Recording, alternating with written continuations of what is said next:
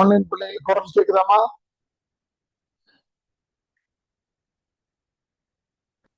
ஐயா கேக்குதுங்க ஐயா.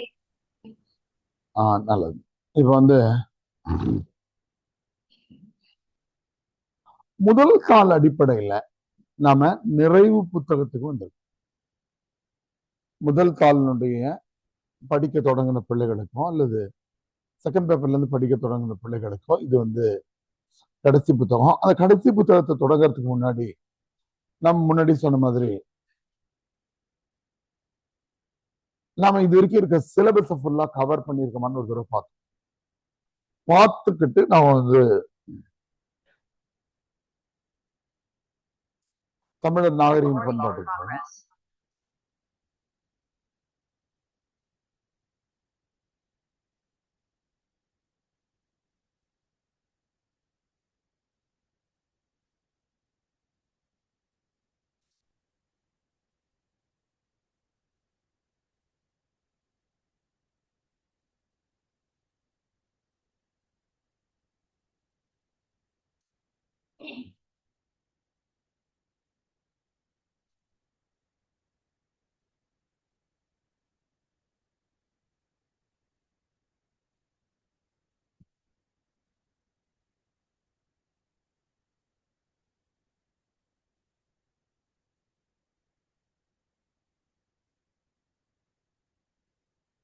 நான் பார்ப்போம் எது இதெல்லாம் படிச்சிருக்கோம், எந்தெந்த புத்தகங்கள்ல படிச்சிருக்கோம் பார்ப்போம். யாராவது நேற்று கேட்டாங்க ஒண்ணு என்னென்ன முக்கியமான கேள்விகள் நம்ம நேற்று கொண்டு ஃபிட் பண்ணிருக்கோம். முதல்ல சொல்லியிருக்கோம். நினைப்போம் முதன்மையான இந்திய மொழி குடும்பங்கள் இந்திய மொழிகளுக்கு இடையே பொதுநிலையிலும் சிறப்பாக திராவிட மொழிகளிலும் தமிழ் மொழி பெருமிடம் திராவிட மொழிகளின் வகைப்பாடும் அவை பரவியுள்ள தன்மை. நம்ம பெரும்பாலும் ஜான் சாமுவேல் புத்தகத்தை இதை நம்ம படிச்சிருக்கோம். ஆனா நற்றமிழ் இலக்கணம் பரமசிவம் ஐயாவுடைய புத்தகம் வாங்குறோம் இல்லையா, அதுல எக்கச்சக்கமான இந்த கட்டுரைகள் இருக்கிறது. இந்த கட்டுரைகள் வந்து மிகுதியாக நமக்கு வந்து இருக்கிற இடம் வந்து இதுல முதல்ல நம்முடைய இந்திய மொழி குடும்பங்கள் என்பதை குறித்து நம்ம லேசா படிச்சுருப்போம். ஆனா அது என்னன்னு நம்ம தெரிஞ்சுக்கணும். அதுக்கான கட்டுரை ஒண்ணு இருக்குன்னு நான் ஸ்கேன் பண்ணி போடுறேன். அது என்னன்னு கேட்டீங்கன்னாக்கா மொத்தம் 4 மொழி குடும்பங்கள் இந்தியாவில் இருக்கிறதா சொல்றாங்க. அதுல வந்து இந்தோ ஆரிய மொழி குடும்பம், இரண்டாவது வந்து ஆஸ்ட்ரோ ஆஸ்திரேலிய மொழி குடும்பம்,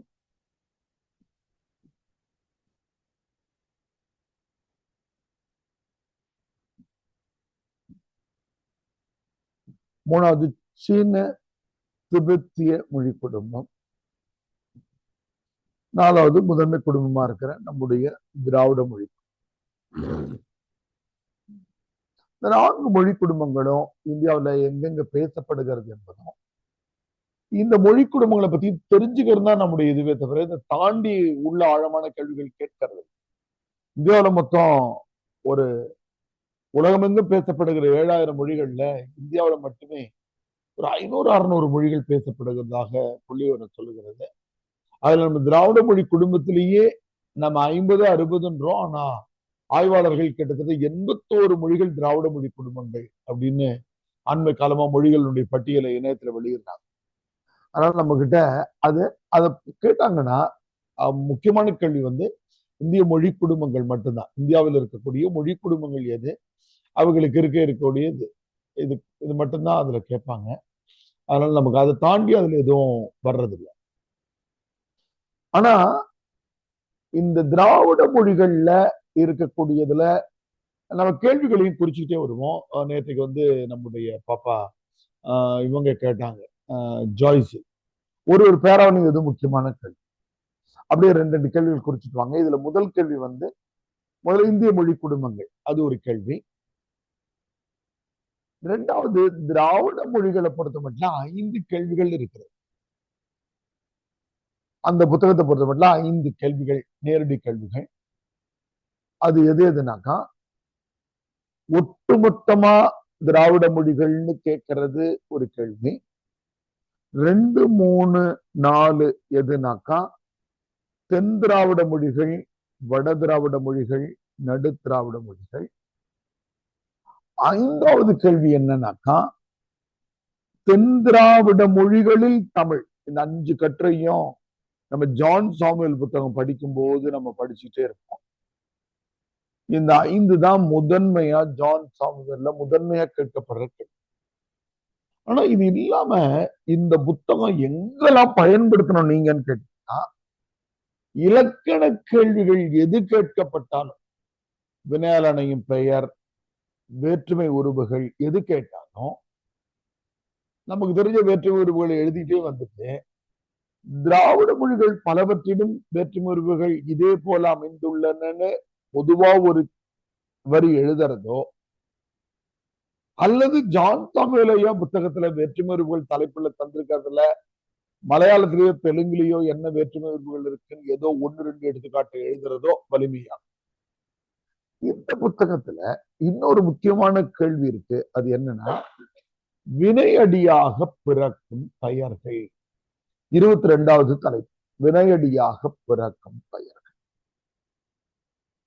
இதுக்கு நம்ம மேப் எல்லாம் போட்டிருக்கோம், திராவிட மொழிகள். அதுக்கு அடுத்த பேராவுக்கு வருவோம். சங்ககால தமிழ், இடைக்கால தமிழ், பல்லவர் கால தமிழ், மொழி அமைப்பு மட்டும்ன்றது 2வது பேராவுக்கு நேரா யாருடைய புத்தகம்? முதல் பேராவுக்கு நேரா திராவிட மொழிகளின் ஒப்பிலக்கணம் என்று அறியப்படுகிற ஜான் சாமுவேலுடைய புத்தகம். ஏன்னா சில பேரு நடுவில் ஜாயின் பண்ணிருப்பீங்க, அதனால ஜான் சாமுவேலுடைய புத்தகம் முதல் பேரா. 2வது பேரா தமிழ் மொழி வரலாறு சு சக்திவேலனுடைய புத்தகம். நம்ம 8 காலங்கள் நம்ம படிச்சிருக்கோம், 8 படிச்சோம். என்னென்ன? தொல்காப்பிய தமிழ், சங்ககால தமிழ், சங்கம் மருவிய கால தமிழ் அப்படின்னு நம்ம 8 படிச்சோம். ஆனா அதுல முக்கியம் எதுனாக்கா இந்த 3 கேள்விகள் தான். எது எதுன்னு பாருங்க. சங்ககால தமிழ், பல்லவர் கால தமிழ், சோழர் கால தமிழ். இந்த இடைக்கால தமிழ் என்பதற்கு பதிலா அதுக்கு அண்ணாண்டு கூட எழுதிக்கோங்க. முதல்ல ரொம்ப ஃபார்மோஸ், இதுல எது ரிப்பீட்டட் கேள்வினா பல்லவர் கால தமிழ் தான் மீண்டும் மீண்டும் மீண்டும் கேட்கப்படுகிற கேள்வி. எதுனாக்கா பல்லவர் கால தமிழ். முரளிக்கு ஏதோ நெட்வொர்க் சிக்கலா இருக்கு, அல்லது முரளியினுடைய ஃப்ரெண்ட்ஸ் இருக்கீங்கல்ல, நவநீத பாண்டியன், டெல்லி பாபு யாராவது இருந்தீங்கன்னா அவரை போனை ஆஃப் பண்ணிட்டு வந்துட்டாரா? முரளி உள்ள வந்துட்டார். Right, okay. முரளி கேக்குதாமா? கேக்குதுங்க. முரளி சரி. ஏன்னா உங்களோட இன்னொரு நம்பர் வெயிட்டிங்னு வெளியில காட்டுது. ஒரு தடவை போட்டு அது உள்ள வந்துருச்சு. சில நேரங்கள் உங்களுக்கு ஜூம் சிக்கல் வந்ததுன்னா, ஜூம் அப்பப்ப அப்டேட் ஆகிட்டே இருக்கும். எப்பாவது வைஃபை இருக்கும்போது அப்டேட் பண்ணிக்கோங்க. எப்பாவது கிளாஸ்ல ஜாயின் பண்றதுல ஆடியோ எல்லாம் சிக்கலா இருந்ததுன்னா ஜூம் இன்ஸ்டால் பண்ணிட்டு அப்போ உங்களுக்கு இந்த ஆடியோ அது எல்லாமே செட் ஆயிடும். மறுபடியும் ரெஜிஸ்டர் பண்ணி நீங்க உள்ள வர வேண்டியிருக்கும். அவ்வளவுதான். ஜூம் மட்டும் அந்த மாதிரி. அது பாருங்க, இந்த மொழி வரலாறு எது முக்கியம்னா பல்லவர் கால தமிழ் டபுள் இம்பார்ட்டன்ட். அது ரொம்ப இம்பார்ட்டன்ட். மனப்பாடமா உங்களுக்கு தெரிய வேண்டியது பல்லவர் கால தமிழ். 2வது சோழர் கால தமிழ். 3வது தான் சங்க கால தமிழ். இது 3 கேட்கிறாங்க. அடுத்து தமிழினுடைய பெயரடை, வினையடை. பெயர் சொல்னா என்ன, வினை சொல்னா இதுல என்ன கேள்விகள்னாக்கா, இதுல இது நாம எதுல படிக்கிறோம்னா தொல்காப்பியம், 5 இலக்கணம் 4த்தையும் படிக்கிறோம். பல கேள்விகளை 4 கோணத்திலையும் எழுதணும்னு நான் சொல்லுவேன். இப்ப தமிழ் பெயர், அதான் கடைசி 2 தடவை கேட்டுட்டு இருந்தாங்க. இம்பார்ட்டன்ட் கேள்வி பெயர் சொற்கள். தமிழினுடைய பெயர் சொற்கள் இல்லையா? எவ்வளவு பெயர் சொற்கள் இருக்கு. பொருட்பெயர், இடப்பெயர், காலப்பெயர், அது கேள்வி பதில் டிஸ்கஸ் பண்ணும்போது சொல்லியிருக்கோம். வினையாளனையும் பெயர், தொழிற்பெயர், பதிலீடு பெயர், ஆண்பார் பெயர், பெண்பார் பெயர், விரவு பெயர், இப்படின்னு பெயர் சொற்களே பல வகைப்படும். அதை கடைசி 2-3 வருஷமா யூபிஎஸ்சி கேட்டுட்டே இருக்காங்க. 2வது வினை சொல்லின், முதல்ல பெயர் சொல்லின் வகைகள். அடுத்த பேரா நம்ம படிக்கிறது பெயர் சொல்லின் வகைகள். எந்த புத்தகம்னு சொல்றேன். 2வது வினை சொல்லின் அமைப்பு. முதல் கேள்வி பெயர் சொல்லின் இந்த 3வது பேரா வந்திருக்கிறோமா, இதுல இருக்க முக்கியமான கேள்வி எழுதிட்டு இருக்கிறோம். அதுல பெயர் சொல்லின் வகைகள். 2வது வினை சொல்லின் அமைப்பு. இந்த பெயரடை, வினையடை 2த்தையும் சேர்த்த மாதிரி ரிப்பீட்டட் கேள்வி. அட்ஜெக்டிவ், அட்வர்ப்னு இங்கிலீஷ்ல கூட குறிச்சுக்கலாம் நீங்க. மீண்டும் மீண்டும் கேட்கப்படுகிற கேள்வி பெயரடை வினை. குமார் என்பதற்கு முன்னாடி நல்ல குமார், உயரமான குமார், அட்ஜெக்டிவ். வினையடைனா அட்வர்ப். ஜெனரல் டேர்ம்ஸ்ல உள்ள போனீங்கன்னா கொஞ்சம் ஆழமான பொருள் கூட இருக்காது. அடுத்தது கால இடைநிலைகள். உங்களுக்கு தெரியும், நிகழ்காலம், எதிர்காலம், 3 காலத்தினுடைய இடைநிலைகள். அடுத்து வேற்றுமை உருவுகள்.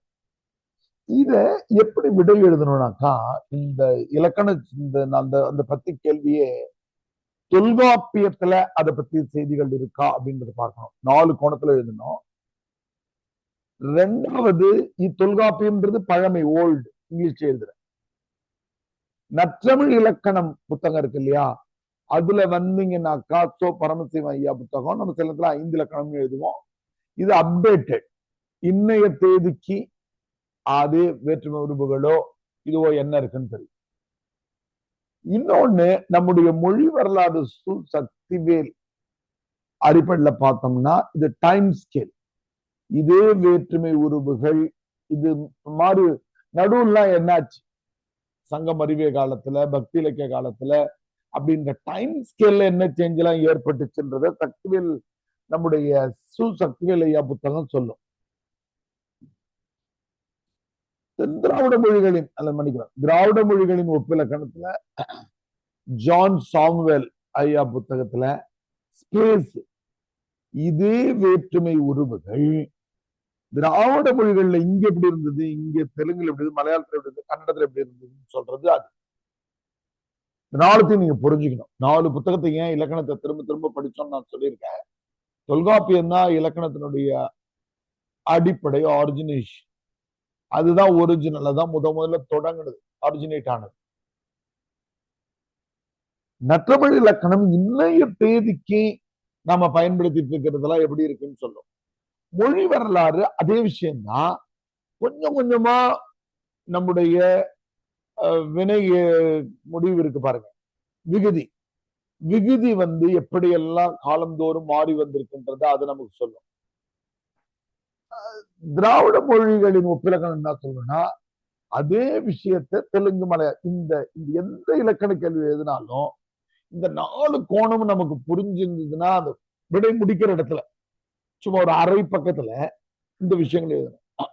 உங்களுக்கு தெரிஞ்சிருந்தா தெரிஞ்சு எழுதலாம்.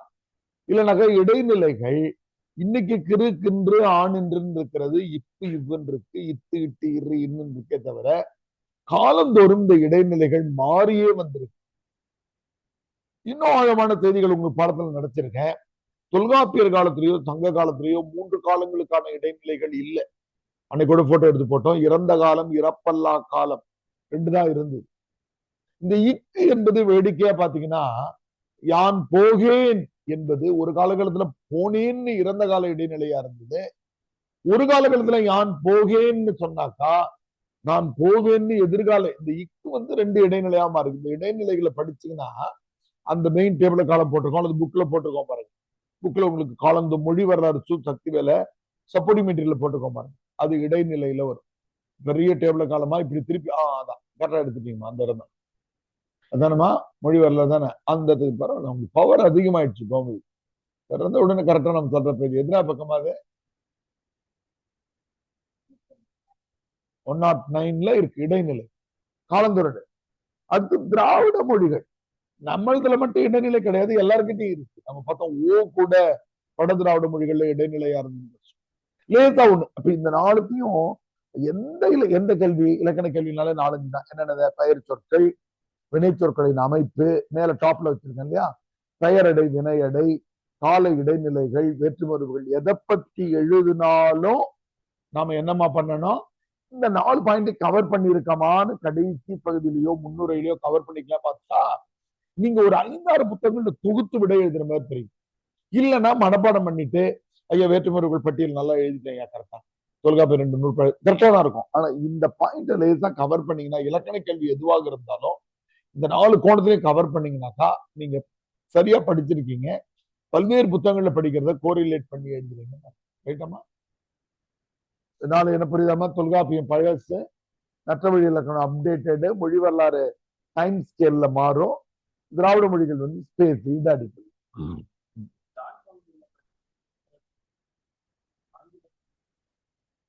ஒன்று ரெண்டு எழுதலாம், வேற எதுவும் பண்ண முடியாது. பேச்சு மொழி எழுத்து மொழிக்கா கொஞ்சம் எழுதலாம். அதாவதுமா ஆங்கிலத்தை பயன்படுத்தவே கூடாதுன்னு சொல்லுவோம்.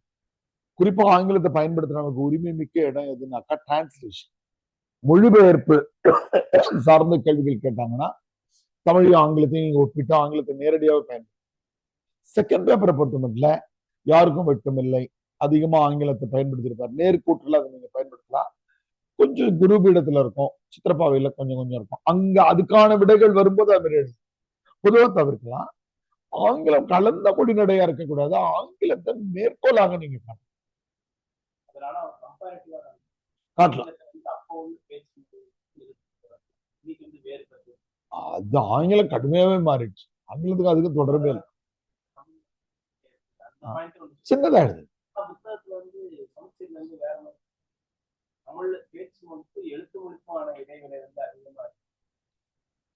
இல்லம்மா, உங்களுக்கும் நம்ம தமிழ்நாட்டுக்குள்ள பார்த்தோம்னா அந்த இடைவெளி அதிகமா இருக்க மாதிரி தெரியும். அவன் போய் கொண்டிருக்கிறான், அவன் சென்று கொண்டிருக்கிறான்னு எழுதுவோம். பேசிட்டு போயிட்டான்பா அப்படின்னு எழுதுவோம். இந்த நமக்குள்ள கம்பேர் பண்ணா இடைவெளி இருக்கதா தெரியுது. உலக ஸ்கேல்ல வச்சு பார்த்தோம்னா அதான் நான் உங்களுக்கு அது நடத்தும் போது எழுதியிருப்பேன். தமிழ்ல பேச்சு மொழிக்கும் இதுக்கும் நடுவில் 100 மீட்டர் இடைவெளி என்றால் மற்றவனுக்கெல்லாம் 110, 150, 100, 400 வேறுபடுது. அப்பவே புரியும். இதுக்கு இடைவெளி இல்லைன்னு சொல்ல முடியாது. என்ன நம்ம பார்த்துட்டு தானே இருக்கிறோம். நான் பேசும்போது என்ன பேர், நம்ம பார்த்துட்டு தான் இருக்கிறோம்ன்ற.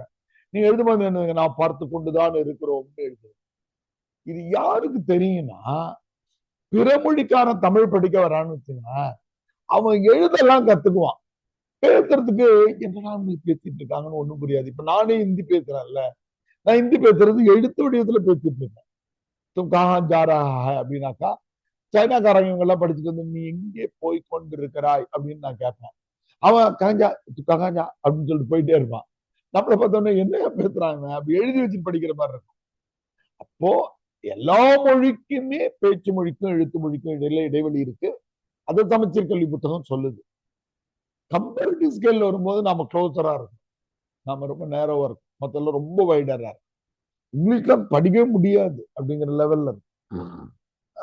அடுத்து பாத்தீங்கன்னாக்கா அடுத்த பேரா வந்து, அதனால இந்த இந்த இந்த இதை பொறுத்த மட்டும் என்ன குறிச்சுக்கோங்க, 4 புத்தகத்துமே ரெஃபர் பண்ண குறிச்சுக்கோங்க. அந்த 3வது பேரா வந்து தமிழில் பெயர் அடை வினை அடை இது மாதிரி விஷயங்களை இடைநிலை தொல்காப்பியம், நம்முடைய நற்றமிழ் இலக்கணம், ஜான் சாமுவேல், சக்திவேல். பிற மொழிகளிலிருந்து தமிழ் கடன் பெற்ற சொற்கள், தமிழில் வழங்கும் வட்டார கிளை மொழிகள், இது ரெண்டுமே சக்திவேல் ஐயா புத்தகத்தினுடைய நேரடி கட்டுரையா இருக்கு. எனக்கு தெரிய கரெக்டா நினைவாட்டு இருந்தா 6, 7வது கட்டுரை கரெக்டாமா? 6வது கட்டுரை வந்து சக்திவேல் ஐயா புத்தகம் ஆன்லைன்ல யாரும் வச்சிருக்கீங்க? 6வது கட்டுரை வந்து நமக்கு வந்து நம்முடைய பிறமொழி கலப்பு, ரோமன் லெட்டர்ல 7 வந்து கிளை மொழிகள். ரைட்டாமா? யாராவது புத்தகம் வச்சிருக்கீங்க? ரைட் தானே? 6, 7 ரொம்ப மோஸ்ட் இம்பார்ட்டன்ட், அடிக்கடி ரிப்பீட் ஆகிறது. பேச்சு தமிழுக்கும் இலக்கிய தமிழுக்குமான வேறுபாடு எப்படி எழுதணும்னு ஒரு நாள் கிளாஸ்லயே நடத்திருக்கு. தொல்காப்பியத்தினுடைய சிறப்பு பாயிரத்தில் நம்ம தொடங்கி தொல்காப்பியத்தினுடைய வேற்றுமை மயங்கியலுக்கு நம்ம வந்து இந்த வேறுபாடுகள் இருக்கிறதுன்றதை எழுதி கடைசியா எங்க விடை குவிஞ்சு கிடக்குன்னு சொன்னோம். மலையருவி புத்தகத்தினுடைய வழக்கில் சிதைவு பகுதியில ஒரு தங்க புதையல் நமக்கு கிடைக்கும். பேச்சில் இதுன்றதுக்கு ஆயிரக்கணக்கான 2000, 3000 சொற்களை தந்து வச்சிருக்காரு. அதை நீங்க பாத்தீங்கன்னா உங்களுக்கு புரிஞ்சு போயிடும் அப்படின்னு நம்ம சொல்றோம். பேச்சு தமிழுக்கும் இலக்கிய தமிழுக்குமான வேறுபாடினுடைய விடைகள் மலையருவி புத்தகத்தினுடைய வழக்கில் சிதைவு என்ற முதல் பகுதியில் வரக்கூடிய கட்டுரைகள்ல வழக்கில் சிதைவு 2 இருக்கும். அதுல வந்து அதிக சொற்கள் இருக்கு. அடுத்து தமிழ் இலக்கிய வரலாறு, பிறமொழிகளிலிருந்து கடன், அது சக்திவேல் புத்தகம். பேச்சு தமிழுக்கும் இலக்கிய தமிழுக்கும் வந்து ஜான் சாமுவேல் பல்வேறு புத்தகம் ரெஃபர் பண்ணி எழுதலாம். நம்ம கிளாஸ் மெட்டீரியலே அது நல்லா இருக்கும். வீடியோல கேட்டீங்கனால அது எந்த தொல்காப்பியத்தை பயன்படுத்தணும், வேற்றுமை மயங்கியல் நம்ம பயன்படுத்தணும், நம்முடைய வீரமாமுனிவர் வந்து the grammar for the common dialect of Tamil எழுதியிருக்கிறது அவசியமா குறிக்கணும், அது எல்லாம் நம்ம சொல்லியிருக்கோம். நம்முடைய தேவைப்பட்டால் அந்த வட்டார வழக்கு மொழி இருக்கு பாருங்க, அதை கூட அங்க பெரிய கேள்வி கேட்டாங்கன்னா சின்னதா பயன்படுத்தும். தமிழ் இலக்கிய வரலாறு நம்முடைய பாக்கியமேரி அம்மாவுடைய புத்தகம் பாருங்க. தொல்காப்பியம் நம்ம வேற எந்த அகாடமியிலும் தொல்காப்பியம் அவ்வளவு நேரம் எடுத்துக்கிறதுல, நம்ம அகாடமியில அதிக நேரம் எடுத்து 4 இருந்து 5 நாட்கள் படிச்சிருக்கோம். தொல்காப்பியம் தொடர்பான வினாக்களை மறுபடியும் மறுபடியும் மறுபடியும் ஞாபகப்படுத்திட்டே வந்திருக்கிறோம். அதனால தொல்காப்பியத்துல அதிகமாக கேட்கப்படுகிற கேள்வி எதுன்னு கேட்டீங்கன்னா 3. எது தொல்காப்பியத்தினுடைய அமைப்பும் சிறப்பும் 1. தொல்காப்பியம்னு போட்டு எழுதிக்கோங்க. தொல்காப்பியத்தினுடைய அகமும் மன்னிக்கணும், தொல்காப்பியத்தினுடைய அமைப்பும் சிறப்பும். 2வது கேள்வி, தொல்காப்பியம் காட்டும் இலக்கிய வகைகள். தொல்காப்பியம் காட்டும் இலக்கிய வகைகள் அந்த இங்க குறிச்சுக்கிட்டாலும் சரி, பின்னாடி இலக்கிய உத்தியில குறிச்சுக்கிட்டாலும் சரி. மெய்ப்பாட்டியல், அது ஒரு ரிப்பீட்டட் கொஸ்டின். 4வது முக்கியமான கேள்வி, அகத்திணை புறத்திணை பொருத்தப்பாடு. 4மே தொல்காப்பியத்தை பேஸ் பண்ணி எழுத வேண்டிய விடை அது.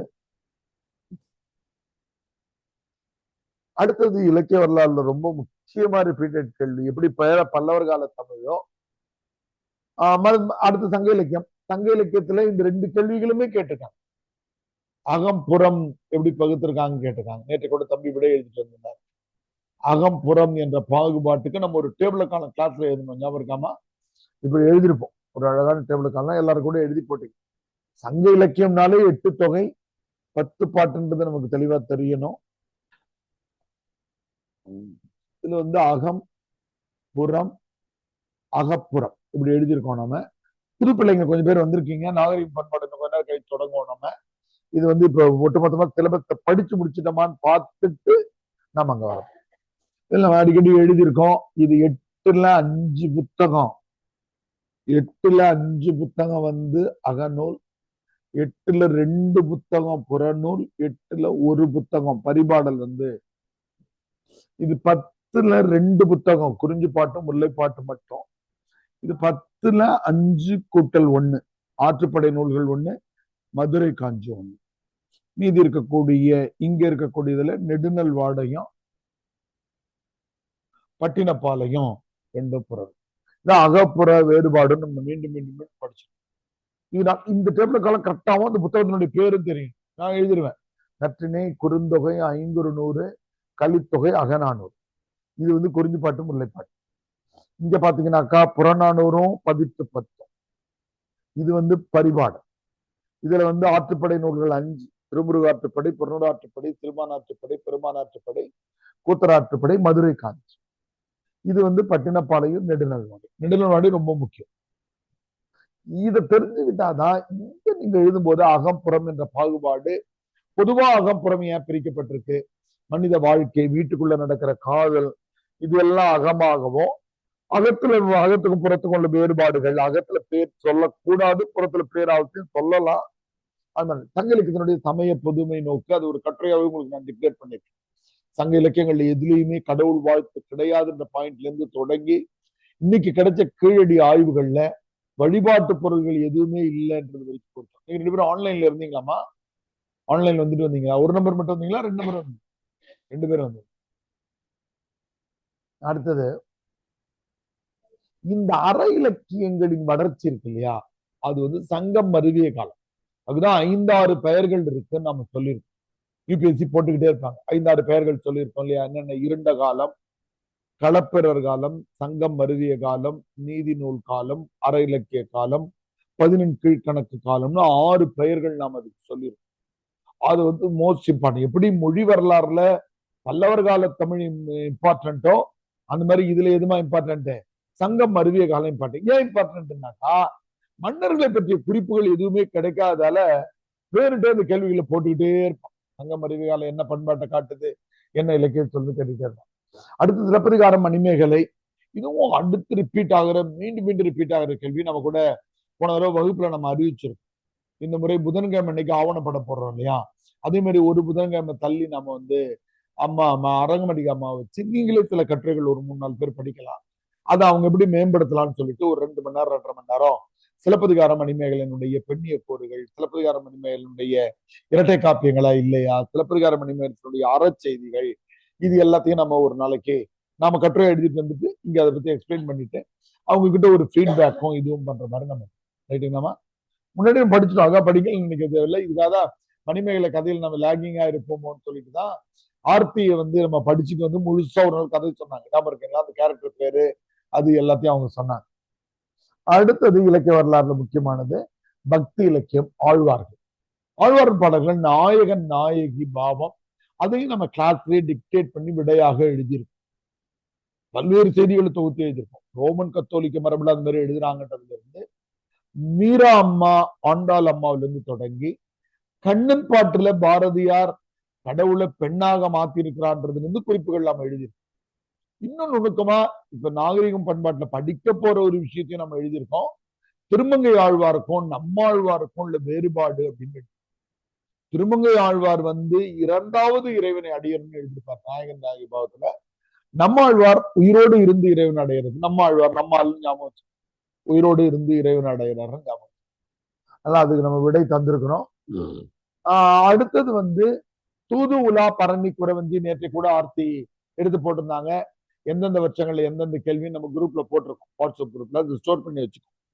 தூது உலா பரணி குறவஞ்சி இல்லாமல் 2 நடத்திடும். அது எது எதுன்னு கேட்டீங்கன்னா பிள்ளை தமிழும் கலம்பகமும் நடத்தும். எதுக்குன்னா ஒருவேளை இந்த 4 மட்டும் இல்லாம பொதுவா சிற்றிலக்கியங்கள்னு கேட்டாங்கன்னா எல்லாரும் இந்த 4ஐயும் எழுதுவாங்க. நாம கொஞ்சம் வேறுபடணும் என்பதற்காக பிள்ளை தமிழையும் கலம்பகம் அது மாதிரி 2-3 இலக்கியங்களை குறித்து விரிவா பேசு. அடுத்தது இதுல இக்கால தமிழ் இலக்கியங்களின் வளர்ச்சிக்கான சமூக காரணிகள்ல புதுக்கவிதையை நம்ம டெப்தா படிச்சிருக்கோம். புதுக்கவிதையை பொறுத்த மட்டும் நாம புதுக்கவிதையின் தோற்றம் வளர்ச்சின்னு வள்ளிக்கண்ணன் புத்தகத்தை படிச்சோம். நாவல் சிறுகதையை உங்க பொறுப்புல விட்டுருக்கோம். ஆனாலும் நான் அதை பத்தி வகுப்பினுடைய கடைசி வகுப்புல அதை பத்தி ஒரு புத்தகம் ஸ்கேன் பண்ணி வச்சிருக்கோம். அந்த புத்தகத்தை உங்களுக்கு ஷேர் பண்ணலாம்.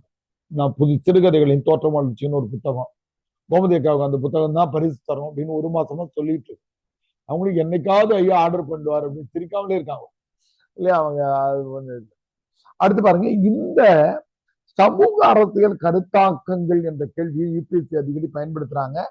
புதிய பிள்ளைகள் கொஞ்சம் பேர் இருக்கிறதால அதை நான் அடிக்கடி டிகோட் பண்ணியிருக்கோம். அரசியல்னாக்கா 3 தான்: தேசியம், திராவிடம், பொது உடைமை. இந்த வார்த்தையை பயன்படுத்தணும், வேற எதுவும் கிடையாது. இந்த பட்டியல் நம்ம அது பிரிண்டிங்லயும் போட்டிருக்கோம், சப்ளிமெண்ட்ல போட்டிருக்கோம். தேசியத்துல கதை எழுதினவங்க யாரு, கவிதை எழுதினவங்க யாரு, புதினம் எழுதினவங்க யாரு, கட்டுரைகள் எழுதினவங்க யாரு, 4 கேட்டகரியில எழுது. திராவிட இதுல கவிதைகள்ல யாரு சிறந்தவங்க, ஒரு ஐடியா கொடுத்து நீங்க அதை போய் லேசா டீகோட் முதல்ல பண்ணிடணும்.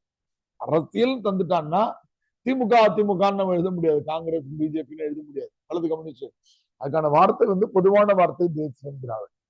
சமூகம் வந்துன்னா சமூகம் இப்ப உங்களுக்கு மீண்டும் மீண்டும் ஞாபகப்படுத்திட்டோம். சமூக சிக்கல்கள் எந்த எழுதினாலும் சமூகம் தான். தலித்தியம், பெண்ணியம், சூழலியம், திருநங்கைகளுக்கான வழி, குழந்தை தொழிலாளர்கள், வேலை வாய்ப்பின்மை பற்றி எழுதுறது, எந்த எழுதினாலும் சமூக செய்திகள். பொதுவா 3ஆக நம்ம அடிப்படையா பிரிக்கிறோம்: தலித்தியம், பெண்ணியம், சூழலியம். இந்த காலகட்டத்தினுடைய முக்கியம் சொல்லி அதனாலதான் அந்த பகுதியை தான் நம்ம எப்பவுமே வந்த உடனேவே நம்ம என்ன சொல்லுவோம், கொஞ்சம் கதைகளை கேட்கிற பழக்கத்தை வச்சுக்கோங்க. கொஞ்சம் புதினங்களுடைய அடிப்படை விருது பெற்றிருக்கிற கதைகள் இருக்கு இல்லையா, அதனுடைய கிஸ்ட மட்டும் படிச்சிருங்கன்னு சொல்றோம். அது பெரும்பாலும் சொல்லவும் வச்சிருக்கோம். நம்ம செல்லா பணத்தை பத்தி நம்ம இங்க கேட்டிருக்கிறோம், அப்படி கதைகள்லாம் நம்ம சொல்லி கேட்டிருக்கோம். அடுத்தது எப்பவும் போல செக்ஷன் ஏ வந்து செகண்ட் பேப்பர்லயும் கொஞ்சம் கவனிச்சு படிக்க வேண்டியிருக்கும். கஷ்டம் சொல்ல மாட்டேன். செக்ஷன் பி ஈஸியா.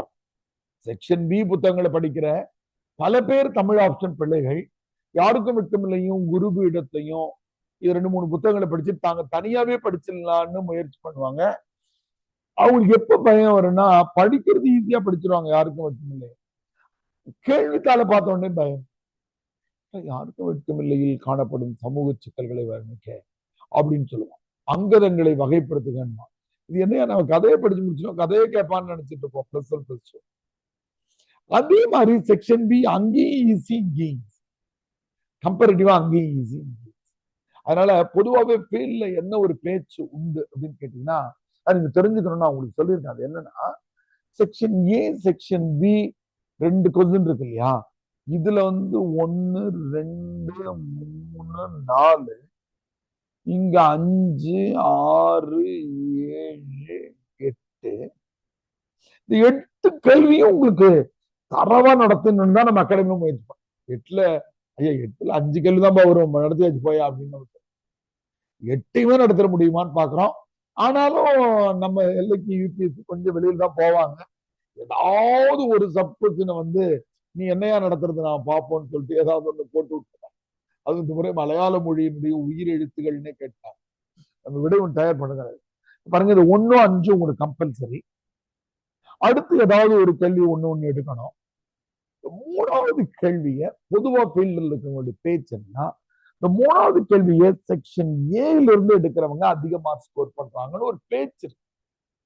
ஏன்னா செக்ஷன் பில உங்களுக்கு யாருக்கும் வெட்கமில்லை, குரு பீடம் இதெல்லாம் இருக்கு இல்லையா? இதை எல்லாருமே படிச்சிருப்பாங்க. செக்ஷன் பில 3 கேள்விக்கு ப்ரிப்பேர்டா வருவாங்க. நீங்க நல்லா தெரிஞ்சுக்கணும், செக்ஷன் பில 3 எழுதக்கூடாதுன்னு நான் சொல்ல. செக்ஷன் பில நீங்க 3 கேள்வியும் ரொம்ப தரவாகவும் யூனிக்காகவும் எழுதுற அளவுக்கு தான் நம்ம தயார்படுத்தி கொடுக்குறோம். கண்ணன் பாட்டுனா அதனுடைய மாற்று கோணத்தை கொடுக்குறோம், திருப்பாவைனா பிரிச்சு கொடுக்குறோம், திருவாசகம்னா அது 6, 7 பிரிக்கிறோம், தன்னை தாழ்த்தி கொள்வது எங்க இருக்கு அப்படின்னு. நான் தரம் குறைவா நடத்துறேன்னு சொல்ல. ஆனா பொதுவா ஸ்டூடெண்ட்ஸ் கிட்ட இருக்கக்கூடிய பேச்சு என்னன்னா, செக்ஷன் ஏ கஷ்டம். ஏன்னா திருக்குறள் கொஞ்சம் கடினம், சிலப்பதிகாரம், கம்பராமாயணம், திருப்பாவை, திருவாசகம்னு 2 கேள்வி இடம்பெறுது. அப்போ இந்த எல்லாரும் ஜெனரலாவே பசங்க ப்ரிப்பேர் ஆகுறவங்க இதுல 2 கேள்வி எடுத்தா போதும்பா, இதுல 3 எடுப்போம்பான்னு நினைக்கிறாங்க இல்லையா? பொதுவா ஒரு 3 மார்க் 5 மார்க் அதிகமா கூடுதலா எடுக்கிறவங்க யாருன்னா செக்ஷன் பில 3 எடுக்கிறவங்க. பரீட்சை காலில் போய் உட்காந்து ஐயோ செக்ஷன் ஏல 3 எடுக்க சொன்னாரு ஐயா, நம்மளால எடுக்க முடியல. எழுதுறது தி பெஸ்டா எழுது, அவ்வளவுதான். பொதுவா இருக்கிற பேச்சுக்காக நான் சொல்லுவேன். இப்பயும் உங்களுக்கு லேசா இந்த சிலபஸை படிக்கும்போது தெரியும். செக்ஷன் ஏல நமக்கு தொல்காப்பியம் இருக்கு, 5 இலக்கணம் இருக்கு, மொழி வரலாறு இருக்கு, ஜான் சாமுவேல் இருக்கு, இலக்கிய வரலாறு இருக்கு, புதுக்கோயில் தோற்றம் அடைச்சு இருக்கு. அதெல்லாம் நம்ம அங்க படிச்சோம். இங்க பாருங்க, இங்க நீங்க கொஞ்சம் வேடிக்கை கவனிச்சீங்கன்னா, கிளாஸ் கவனிக்கிற கூட கொஞ்சம் ரொம்ப என்ன எல்லாத்தையும் ஐயா நம்மளே படிச்சு சொல்றாரு அப்படிங்கிற மாதிரி கூட யோசிச்சிருக்கு. ஏன்னா இங்க இருக்கக்கூடிய விடைகள் தனித்துவமா எழுத வாய்ப்பு இருக்கிற பகுதி செக்ஷன் பி. ஆளாளுக்கு ஒண்ணு எழுதலாம், அங்கேயும் எடுத்துக்காட்டுல எழுதலாம். இங்க என்னது திறனாய்வு அணுகுமுறைகள். திறனாய்வுனா என்னன்னு நம்மளுடைய தீர்த்து நடராஜனுடைய புத்தகம் நம்ம வாங்கியிருக்கோம்.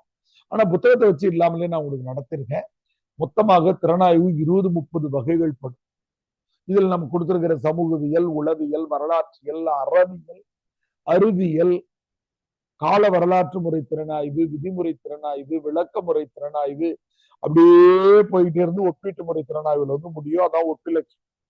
இதுல இந்த 4 தான் திரும்ப திரும்ப கேட்கிறாங்க. 4யுமே தனித்தனி கேள்வியா குறைச்சிக்கலாம். சமூகவியல் திறனாய்வு, உளவியல் திறனாய்வு, வரலாற்றியல் திறனாய்வு, அறவியல் திறனாய்வு. இதுலயும் எது இம்பார்ட்டன்ட்னா உளவியல் திறனாய்வு. 4த்துல ஒன்று கேட்டுக்கிட்டே இருக்காங்க. திறனாய்வின் பயன்பாடு என்பதை குறித்தும் நம்ம கிளாஸ்லயே நோட்ஸ் கொடுத்திருக்கோம். திறனாய்வின் வழியாக ஒரு இலக்கியத்தினுடைய தகுதியை நம்ம தெரிஞ்சுக்கிறோம். ஒரு படைப்பாளியினுடைய இலக்கியம் திறனாய்வு செய்யப்படுகிற போது அவன் சரியான கோணத்தை நோக்கி பயணிக்கும். தவறா எழுதிட்டான்னு வச்சுக்கோங்க, பெண்களை குறித்தோ மாற்றுத்திறனாளிகள் குறித்தோ எழுதிட்டான்னா அவளுக்கு திறனாய்வு பண்ணி திட்டும் போது அடுத்து மாத்திக்கலாம். இல்லை அவன் இன்னும் ஆழமாக போறான். அடுத்தது இலக்கிய உத்திகள். நேற்று தான் நம்ம படிச்சு முடிச்சோம். இதுல எல்லாமே இம்பார்ட்டன்ட் தான். உள்ளுரை இறைச்சியை பொறுத்த மட்டும் அது தொன்மம், ஒட்டுருவகம் ஒரு தடவை போட்டாங்க, அது பிரிதி முடிதல் நீண்டி கோட் பண்ணி கொடுத்தோம். அங்கதம், மெய்ப்பாடு. மெய்ப்பாடு தொல்காப்பியத்திலே படிச்சுட்டோம். இங்கே அது மறுபடியும் தொல்காப்பிய அடிப்படையில் கேட்கிறானா இந்த அடிப்படையில் கேட்கிறானான்னு தெரியாது. அதனால தொல்காப்பியத்தில் எழுதிட்டு இது இலக்கிய உத்திகளில் ஒன்றுன்னு சேர்த்து எழுதும். படிமம், குறியீடு, இருண்மை எல்லாத்தையும் நம்ம படிச்சுட்டோம். இருண்மைக்கு உங்களுக்கு மெட்டீரியல் கிடைக்காதுன்றதுக்காகவே நான் இருண்மையை குறித்து கொஞ்சம் தேடி எடுத்து டிஎஸ் எலியட்ல இருந்து உங்களுக்கு கொடுத்துருக்கிறோம். அடுத்து ஒப்பிலக்கியம். அதுக்கு நாம நம்முடைய கைலாசபதியினுடைய புத்தகத்தை எடுத்துக்கிட்டோம். உங்களுக்கு சேலஞ்சிங்கான எக்கச்சக்கமான தலைப்புகள் கொடுத்தோம். அதுல ஒண்ணுதான் நேற்று சுபாஷ் சந்திர ரொம்ப அருமையா தயார் பண்ணி பேசினேன். சிலப்பதிகாரமும் ஒத்தெல்லோ நாடகத்தையும் கம்பேர் பண்ணி பேசுறேன். நம்ம பாப்பா எழுதியிருக்காங்கன்னு நேற்று நான் உங்களுக்கு சொன்னேன். திருக்குறளையும் பகவத்கீதையும் மனு தர்மத்தையும் ஒப்பிட்டுட்டு ரொம்ப டேமேஜிங்கா எழுதியிருந்தாங்க. கரெக்ட் தான் அது. இங்க பிறப்புக்கும் எல்லா உயிர்க்கும் இருக்கும், அங்க வர்ணாசிரமம் இருக்கும். இங்க பெண்கள் கொஞ்சம் பெண் கல்வி அதை இதை பத்தி பேசுவாரு, தற்காத்து தற்கொண்டார் பெண்ணின்வாரு. அங்க உண்மையான கம்பாரிசன். ஆனா அந்த கோணத்துல நம்ம எழுதிடக்கூடாது. ஏதா இதுல அன்பு அறம் இருக்குது அப்படின்னு எழுதிட்டு சின்ன சின்ன மாறுபாடுகள் தெரிஞ்சாலும் எழுதணும். ஆனா நல்லா எழுதிருக்காங்க. அது மாதிரி ஒப்பிலக்கியம் எதை வேணாலும் எது கூட வேணாலும் ஒப்பிடலாம். குறிப்பா பாரதியும் ஷெல்லியும் யூபிஎஸ்சி கேட்டிருக்காங்க. அது நம்ம பாப்பா எழுதினாங்கன்னு நினைக்கிறேன். யாரோ ஒருத்தர் கொடுத்தோம், ஆர்த்திக்கோ யாரோ ஒருத்தர் கொடுத்தோம், எழுதி கொடுத்தாங்களா தெரியல. ஆனா போன பேத்துல எழுதுனது இருக்கு விடைத்தாள். பாரதி ஷெல்லி எல்லாம் கம்பேர் பண்ணியிருக்கோம். திருவள்ளுவரையும் புத்தரையும் கம்பேர் பண்ணியிருக்காங்க. திருவள்ளுவரையும் புத்தருடைய தம்ம பதத்தையும் கம்பேர் பண்ணி ஆன்சர்ஸ் இருக்கு. அது எல்லாமே உங்களுக்கு ஸ்கேனிங்ல உங்களுக்கு இது வரைக்கும் நமக்கு அடுத்து பாருங்க நாட்டுப்புற இலக்கியங்கள். இதுலயும் நம்ம உங்களுக்கு அதிக ஸ்கோப் கொடுத்துருக்கோம். இதுக்கும் கேள்விகள்லாம் கொடுத்தோம். கதைப்பாடல்கள் ஒரு 6-7 கதைப்பாடல்களாவது முத்துப்பட்டனை மட்டுமே நம்பி இல்லாம நீங்க பளிச்சியம்மன் கதை, சின்ன நாடன் கதை, மதுரை வீரன் கதை, நல்ல தங்கால் கதை, ஹரிச்சந்திரன் கதை, பொன்னர் சங்கர் கதை, வீரபாண்டிய கட்டபொம்மன் கதை, இது எல்லாமே நாட்டுப்புற பாடல்கள். கூட 6-7 கதைகளையாவது தெரிஞ்சுக்கோங்க. அதுல இருக்கக்கூடிய சமூகம், இந்திய விடுதலைக்கான போராட்ட களங்கள், அல்லது பெரும்பாலும் ஜாதி, ஆணவ படுகொலைகள், இதுதான் அதுல இருக்கும். இறந்துதான் போயிருப்பாங்க கதைப்பாடல்ல இருக்கிறவங்க எல்லாரும். இந்திய ஏதாவது 1-2 கதைகள்ல தான் இதா இருக்கலாம் தவிர 99 விழுக்காட்டு கதைகள்ல இறந்தவங்களை பத்தி தான் பாடல்களை கிளம்பும். இறந்துட்டாங்க. அதனால டிராஜிக் எண்டுன்னு வேணா அதை குறிச்சுக்கலாம். எப்பவுமே பழமொழிகள் விடுகதைகள் சக்திவேல் ஐயாவே அவ்வளவு தொகுத்து போட்டிருக்கிறாரு. சொல்ல போனா பழமொழிகளை விட விடுகதைகள் அதிகமா போட்டிருக்காரு. நம்ம பாடம் நடத்தும் போது கூட சொன்னேன். ஏன்னா பழமொழிகள் எக்கச்சக்கமா நம்ம கிடைச்சிக்கிட்டே இருக்கோம். நான் வழக்குல பயன்படுத்துறோம், திரைப்படங்கள்ல பயன்படுத்துறாங்க, பட்டிமன்றங்கள்ல பயன்படுத்துறாங்க, நம்ம வீட்டுல அம்மா அத்தைகள் பயன்படுத்திக்கிட்டே இருக்காங்க. ஆனா விடுகதைகள் ஐயா அதிகமா தந்திருக்காங்க. சமூகவியல் பார்வையில் நாட்டார் வழக்காற்றியல் இம்பார்ட்டன்ட் கேள்வி திரும்ப திரும்ப கேட்பாங்க. நம்ம கிட்ட அந்த புத்தகங்கள்ல பழக்க வழக்கங்கள் நம்பிக்கைகள் அப்படின்ற பேர்ல அந்த தலைப்பு இருக்கு.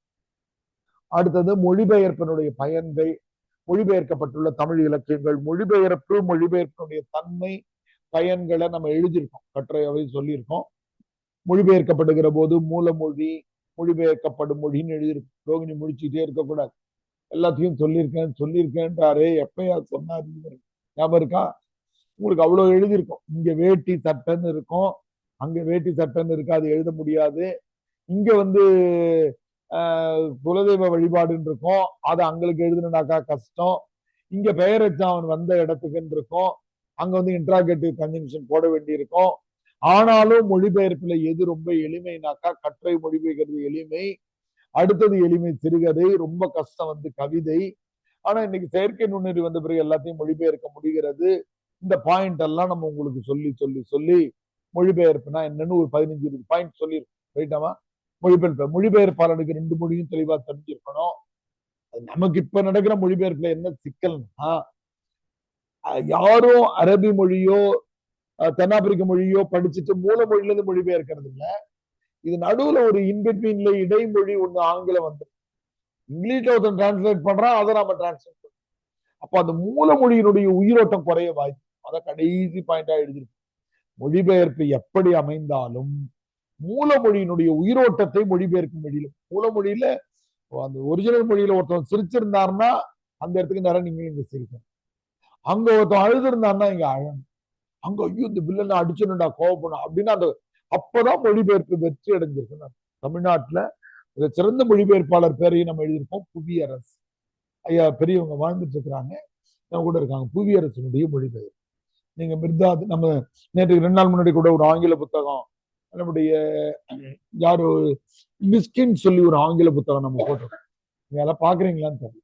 பேஸ்புக் லிங்க் எடுத்து நான் போட்டிருக்கேன் நம்ம குரூப்ல. இந்த புத்தகத்துக்கு பேர் என்ன சொல்லுங்க? மிஸ்கினுடைய குரல் அது. அந்த புத்தகத்தை ரொம்ப பாராட்டி அவர் சொல்லியிருந்தார். இங்கிலீஷ் புத்தகம். அந்த புவியரசு மொழிபெயர்ப்பு நம்ம தந்திருக்காரு. மொழிபெயர்க்கப்பட்டுள்ள தமிழ் இலக்கியங்கள் அப்படின்னு நம்ம பட்டியல் தந்ததில்லை. ஆனா போய் தேர்ந்தீங்கன்னா அது ரொம்ப ஈஸி தான். நம்முடைய திருக்குறளை செம்மொழி மத்திய நிறுவனம்னு இருக்கு. செம்மொழி மத்திய நிறுவனம் இருக்கு இல்லையா? அவங்க என்ன பண்றாங்கன்னு கேட்டீங்கன்னா, திருக்குறளை எல்லா மொழிக்கும் எடுத்துட்டு போறாங்க. ஒரு பேச்சுக்கு மணிமேகலைய நீங்க அழகா வங்காள மொழியில மொழிபெயர்ப்பையா நீ போனீங்கன்னாக்கா உனக்கு 3 லட்சம் ரூபா 4 லட்ச ரூபா காசு தருவாங்க. ஒரு 2-3 மாசத்துக்குள்ள எழுதி இது பண்ணி வங்காள மொழி ஆசிரியர் முன்னாடி ஒரு மொழிபெயர்ப்பு இருந்தா கூட நீங்க பண்ணலாம். உங்களுக்கு வேற ஒரு மொழி தெரியும், இங்கிலீஷ்ல பண்றது இல்லாம என்னையே கேட்டுட்டு இருப்பாங்க, ஹிந்தி உங்களுக்கு தெரியுன்றீங்க, ஹிந்தியில ஏதாவது ஒன்று பண்றீங்களா? நமக்கு இருக்கிற டைம்ல கிடையாது. சொல்ல போனா ஹிந்தியில அந்த அளவுக்கு நம்ம பெரிய ஆளு கிடையாது. நாம இன்னைக்கு இருக்கிற போட்டு கரெக்ஷன் வேணா பார்க்கலாம். Tamil to news, news to Tamil என்ன உடனே பார்த்து அது என்ன புத்தகம்டா அது?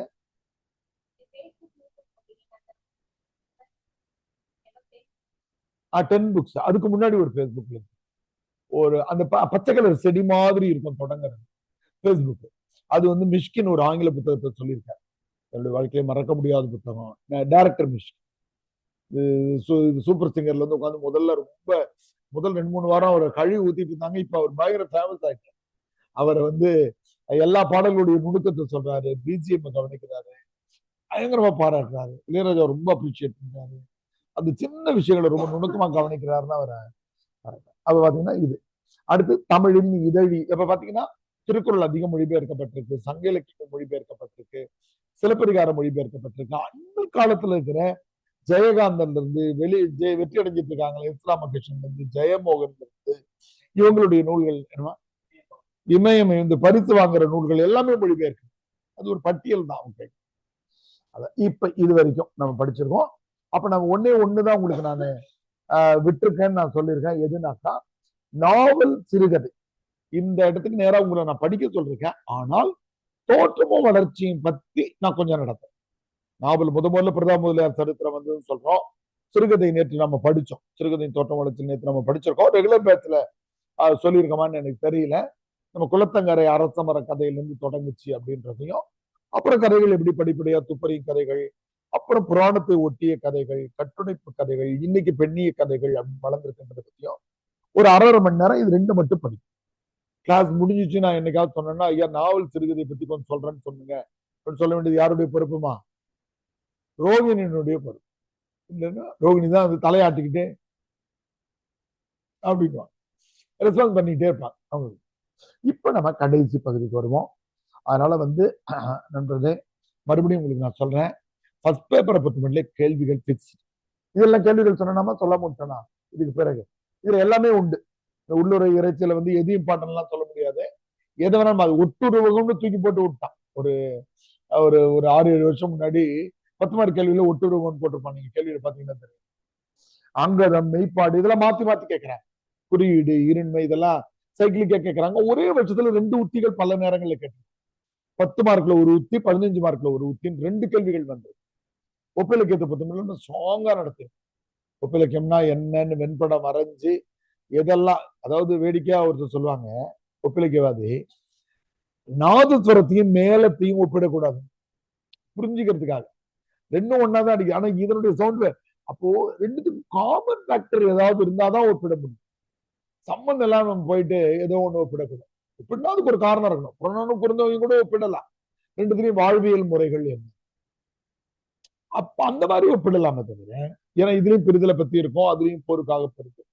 அப்ப ஏதாவது ஒரு காமன் ஃபேக்டர் இருந்தாதான் ஒப்பிலக்கியம் பண்ணலாம் அப்படிங்கிற இந்த விஷயத்தையும், இதுக்கு என்ன தலைப்புகள்லாம் யூபிஎஸ்சின்றதை பிரிச்சும் நம்ம தந்திருக்கோம். யூபிஎஸ்சி இதுவரை கேட்டிருக்கிறது பாரதியும் ஷெல்லியும், பாரதியும் தாகூரையும் இந்த மாதிரி கேள்விகள் கேட்டிருந்தாங்க. சிலப்பதிகாரத்தையும் வேறு மொழி இலக்கியத்தையும் அப்புறம் பொதுவா கேட்டுறாங்க.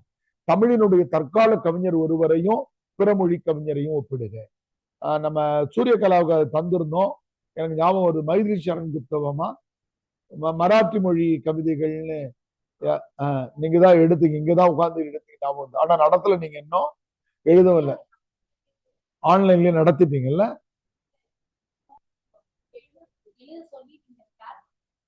மெட்டீரியல் மட்டும் ஷேர் பண்ணி நான் விளக்கம் சொன்னேன். அதனால வந்து எல்லா அந்த தலைப்புகள் நம்ம ஸ்ட்ராங்காவே நம்ம கிட்ட மெட்டீரியல் இருக்கு. இன்னும் நீங்க போன பேட்ச் மெட்டீரியலுக்கு எல்லாம் பாத்தீங்கன்னாக்கா இன்னும் அதிகமான இன்புட் கிடைக்கும் எல்லாத்தையும் நம்ம. ரைட், இப்ப நாம தமிழ் பண்பாட்டு வரலாறுக்கு வரலாமாமா? இதுக்கு முன்னாடி எல்லாரும் தயாரா இருக்கீங்களா பரிச்சை எழுதுறதுக்கு? அப்ப இதுக்கு முன்னாடி ஒரு 200-250 பக்கங்கள்ல உங்ககிட்ட மெட்டீரியல் ப்ரிப்பேர் பண்ணியிருந்ததுனால நீ பெரிய ஆள்னா. இப்ப கூட ஆர்த்தி நேற்று காட்டினாங்க, ஐயா 36 புத்தகத்தை பத்தி எழுதி சொன்னீங்க இல்லையா, நான் அதுல ஒரு 6 புத்தகம் 8 புத்தகம் எழுதியிருக்கேன். இது வச்சிருந்தாங்கல்லவா, 6-7 புத்தகங்கள் ஏதோ எழுதியிருக்கேன் அப்படின்னாங்க. அதோட ரொம்ப முக்கியம், நல்லா ஒண்ணு விட எழுதியிருந்தாங்க. என்னன்னா, இப்ப உலா இலக்கியத்துக்கோ தூதுக்கோ இது வரைக்கும் யூபிஎஸ்சி கேட்ட எல்லா கேள்விக்கும் விடை எழுதி தூதை பத்தி மட்டுமே 12 பக்கம் 5 பக்கம் எழுதிருக்காங்க விடை. தூதுக்கு 4 பக்கம் போதுன்னு நினைக்கிறேன். ஆனா அவங்க என்ன பண்றாங்க, உலா இலக்கியத்தின் அமைப்பை எழுதுக, உலா இலக்கியத்தின் சிறப்பினை எழுதுக, லேசா வார்த்தையை மாத்திரம் இல்லையா, அது எல்லாத்தையும் உலா இலக்கிய அமைப்பு எல்லாமே உள்ளுக்குள்ள படிக்கிறோம். அதையே 5 மார்க் எப்படி எழுதுறீங்க, ஆர்த்தி எழுதிக்கலாம். அந்த மாதிரி நீங்க ப்ரிப்பேர். இப்ப நம்ம கடைசி புத்தகம், நிறைவான புத்தகத்துக்கு வருவோம். ரொம்ப இம்பார்ட்டன்டான புத்தகம், ரொம்ப ஈஸியான புத்தகமும் கூட. ஏன்னா இவ்வளவு நாள் நம்ம படிச்சுட்டே இருந்ததை கவனிச்சுட்டே இருக்கிறவங்களுக்கு தமிழர் நாகரிகம் பண்பாடும் என்ற இந்த புத்தகம் வந்து ரொம்ப அருமையான புத்தகம். இது என்னன்னாக்கா, இது என்ன செய்கிறது அப்படின்னு முதல்ல தெரிஞ்சுப்போம். இலக்கியங்களின் வழியாக சமூகத்தை பார்க்கிற வாய்ப்பை இது தருது.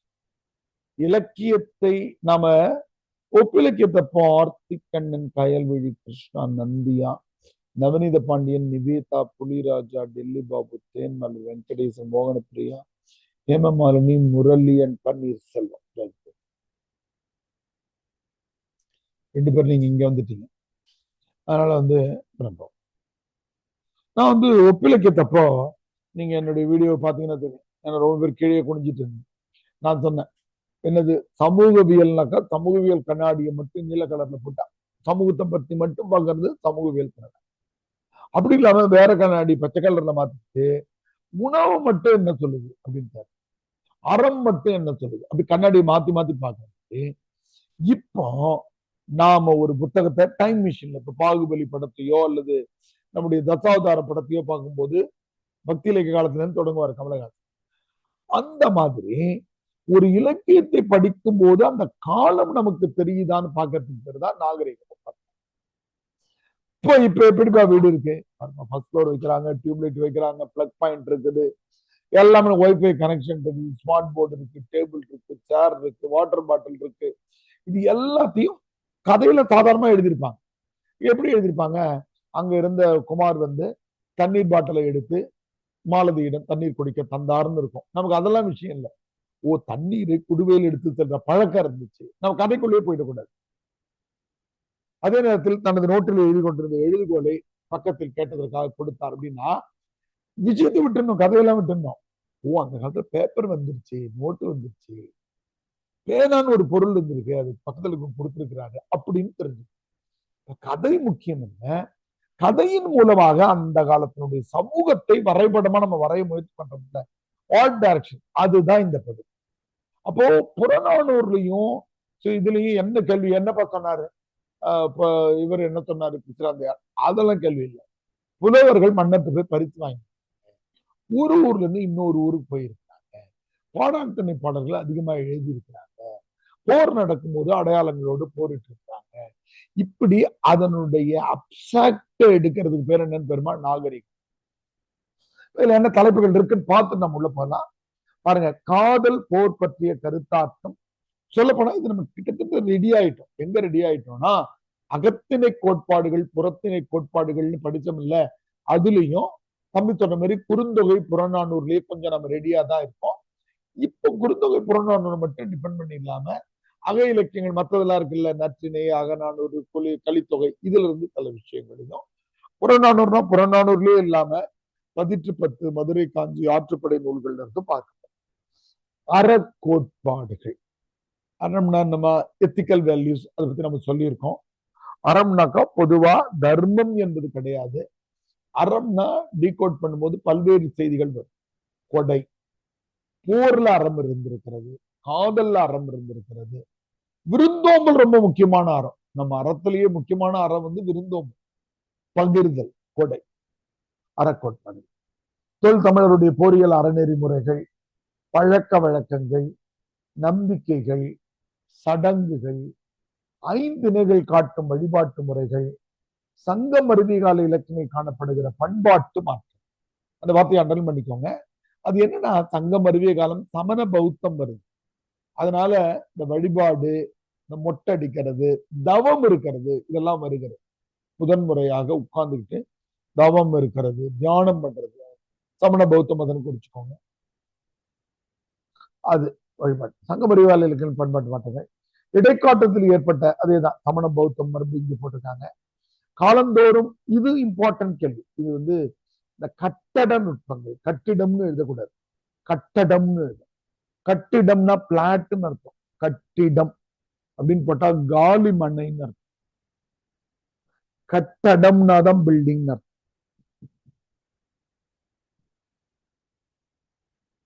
இது அடம். அடம்னா உறுதியா இருக்கிறது, அடம் பிடிக்கிறான். கட்டடம் அப்படின்னாதான் பில்டிங். கட்டு இடம்னா காலி மண்ணை. கட்டடம்னு எழுதணும், அவங்க கட்டடம் எழுதியிருக்காங்க.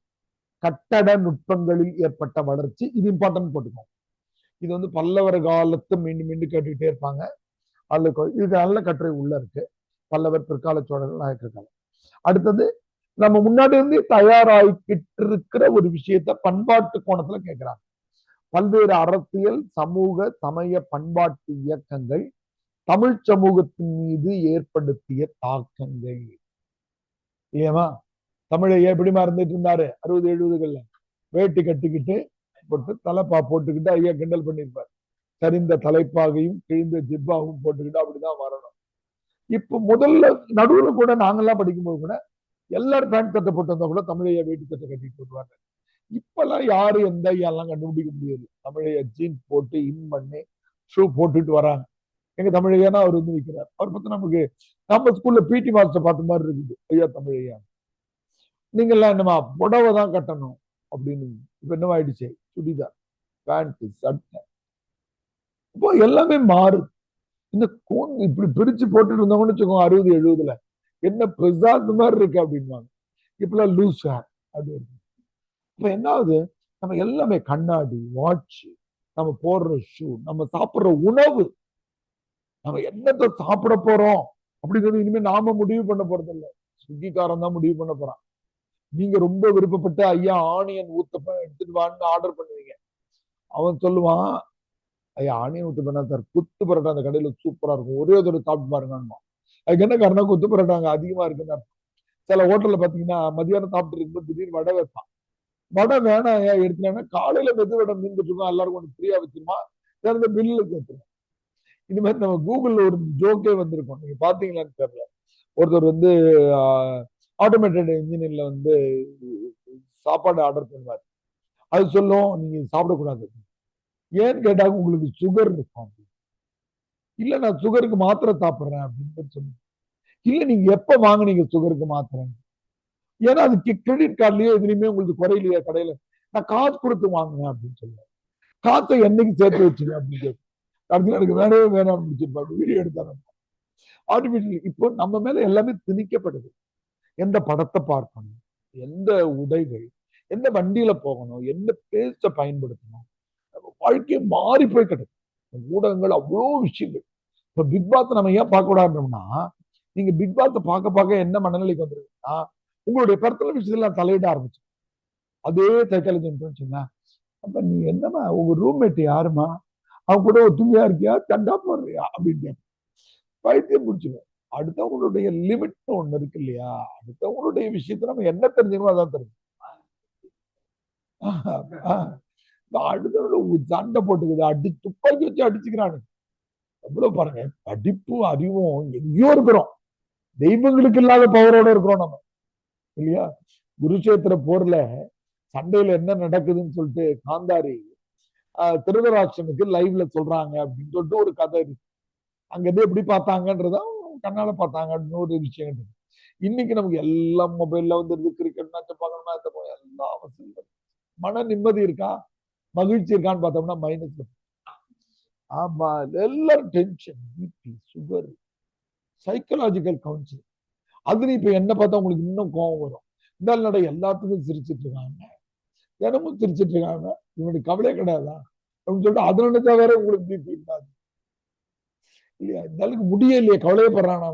அவன் மாட்டு வரான், அவன் மாட்டு உட்காந்துட்டு போறான், தினமும் சிரிக்கும். அப்போ என்ன ஆச்சுன்னா, நமக்கு சமூக ஊடகங்களும் இன்னைக்கு பேஸ்புக்ல நல்லது நடக்குது, கெட்டது நடக்குது. ஒரு பிளட் டொனேஷன் வேணும்னா அதுக்குன்னு ஒரு குரூப் இருக்கு. இன்னைக்கு வந்து ஜல்லிக்கட்டு போராட்டம், இன்னைக்கு வந்து வெள்ள அபாயம் அது இதுன்னா டக்குன்னு எங்களுக்கு உணவு கிடைக்கல போட்டோம்னா உடனடியா வாட்ஸ்அப்லயோ ஸ்டேட்டஸ்லயோ பார்த்து நன்மையும் நடக்குது, தீமைகளும் கெடுதிகளும். அது ரொம்ப முக்கியம். கடைசி கேள்வி அதே விஷயம் தான். இக்கால தமிழ் சமூகத்தின் பண்பாட்டு மாற்றத்தில் வெகுஜன ஊடகங்கள். வெகுஜன ஊடகங்கள்னா சோசியல் மீடியான்னு. ஒரு காலத்துல வெகுஜன ஊடகம் 3 தான். எது எது? செய்தித்தாள், வானொலி, தொலைக்காட்சி. ஆனா இன்னைக்கு அவங்க எல்லாம் பின்னாடி இருக்காங்க. யார் இருக்கிறாங்க இன்னைக்கு? வாட்ஸ்அப் டாப்ல இருக்கிறாரு, அப்புறம் பேஸ்புக் இருக்கிறாரு, அப்புறம் ட்விட்டர் இருக்கிறாரு, இவங்க டெலிகிராம், இன்ஸ்டாகிராம். ட்விட்டர் கிடையாது, ட்விட்டர் இருக்கா? Twitter, Instagram. இன்ஸ்டாகிராம் எல்லாம் எல்லாம் இன்ஸ்டாகிராம். நமக்கே சொல்றாங்க எங்க பொண்ணு, அப்பா உங்களுடைய விளம்பரத்தை இன்ஸ்டாகிராம்ல போடுமா, உங்களுடைய வீடியோ போட்டு அதிகம் ஃபாலோவர் அதிகமாக்குமா. சமூக ஊடகம், யூடியூப் ஆக்கிரமிச்சுட்டு கட்ட. ஏதாவது ஒண்ணுன்னா நான் அறிவை தேடலாம், எதையும் தேடலாம். எங்க வீட்டுக்காரமா வந்து திடீர்னு சளிக்கு என்ன இது பண்றது. இப்ப எங்க பாப்பா கன்சீவா இருக்கு இல்லையா, 9ஆவது மாதத்தில் குழந்தை எவ்வாறு ஆசை அப்படின்னு என்னப்பா பார்த்துட்டு இருக்கீங்களா, இருங்க கொஞ்ச நேரம் அப்படின்னு வீடியோ என்ன டானிக் தராங்க, எல்லாத்தையும் அது சொல்லு. ரைட்டு தப்புன்றதை பார்த்து எல்லாம் முருகரை எப்படி வழி பண்ணுன்றதுல இருந்து ஏத்துறாத எப்படி வழி எல்லாம் இருக்குது. எந்த ஊர்ல என்ன கோயில் இருக்கு, இஞ்சினால் ஏற்படும் நன்மைகள் எதா வேணாலும் சமூக ஊடகம் அவ்வளோ வேலைகளை செய்து அதுலயும் நல்லது கெட்டது நம்ம பிரிச்சோம். இப்ப நம்ம இந்த புத்தகத்துக்குள்ள போவோம். தட்சாமூர்த்தி ஐயா, தட்சாமூர்த்தி ஐயா இருக்கிறாங்க பாருங்க, பண்ணுங்க. நம்ம அவர் அனுப்பிட வேண்டாம். ஏன்னா இப்போ ஒரு வருஷம் முன்னாடி அவருக்கு சென்ட்ரல் கவர்மெண்ட் வந்து பாஷா சம்மான் அப்படின்னு ஒரு விருது கொடுத்தாங்க. ரொம்ப வயதாயிட்டதால அவருக்கு வந்து வீட்லயே போய் கொடுத்தாங்க. அவருடைய வீட்லயே போய் கொடுத்தாங்க பாஷா சம்மான் விருது. கூகுள்ல தேர்ந்தீங்கன்னாக்கா அந்த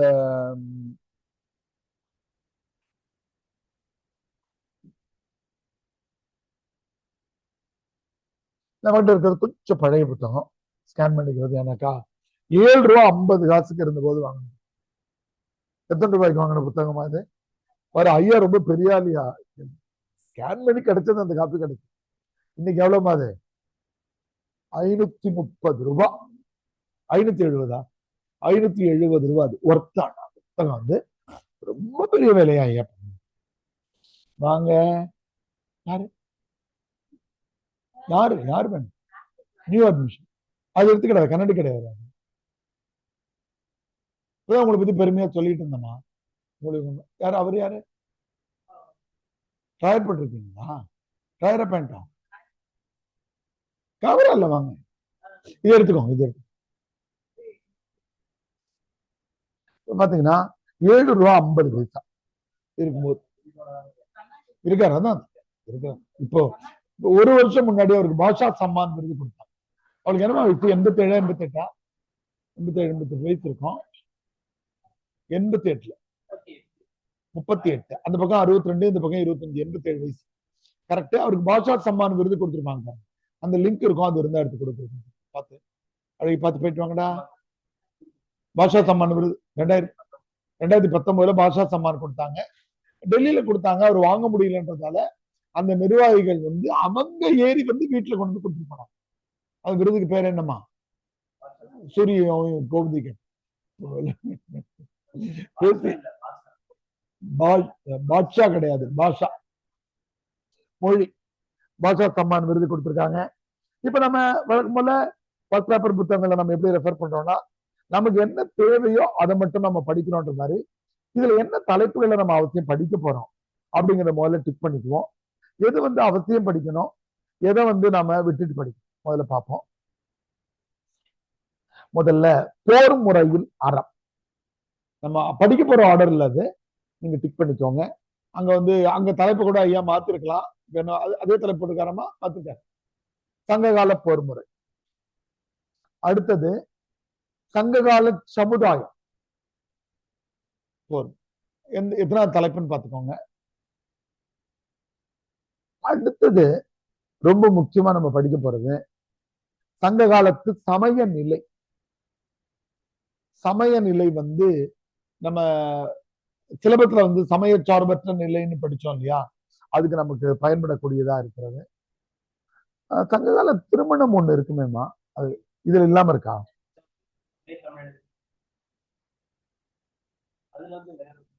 மகளிர் நிலை, திருமணம் நம்ம அவசியம் படிப்போம். இல்லைன்னா அங்க ஸ்கேன் பண்ணி நம்ம எடுத்துக்குவோம். சங்ககால திருமணம் ஒண்ணு இருக்கு. அடுத்தது உணவு உடை இருப்பிடம், அந்த கேள்வி இருக்கு இல்லையா, அது. அடுத்து உணவு உடை இருப்பிடம் அங்க இருக்கிறது.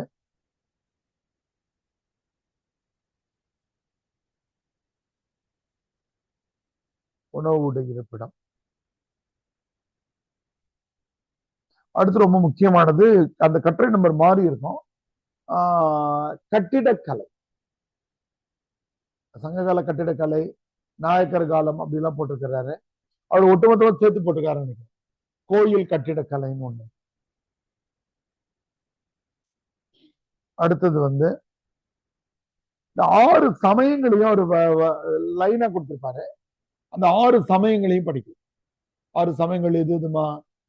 சைவம், வைணவம், புத்தம், சமணம், கிறிஸ்தவம், இஸ்லாம். 6மே தமிழ் பண்பாட்டை ஏற்படுத்திய மாற்றங்கள் பற்றிய கிட்டத்தட்ட அந்த கட்டுரைகளே நமக்கு அது போதுமானதா இருக்கும்.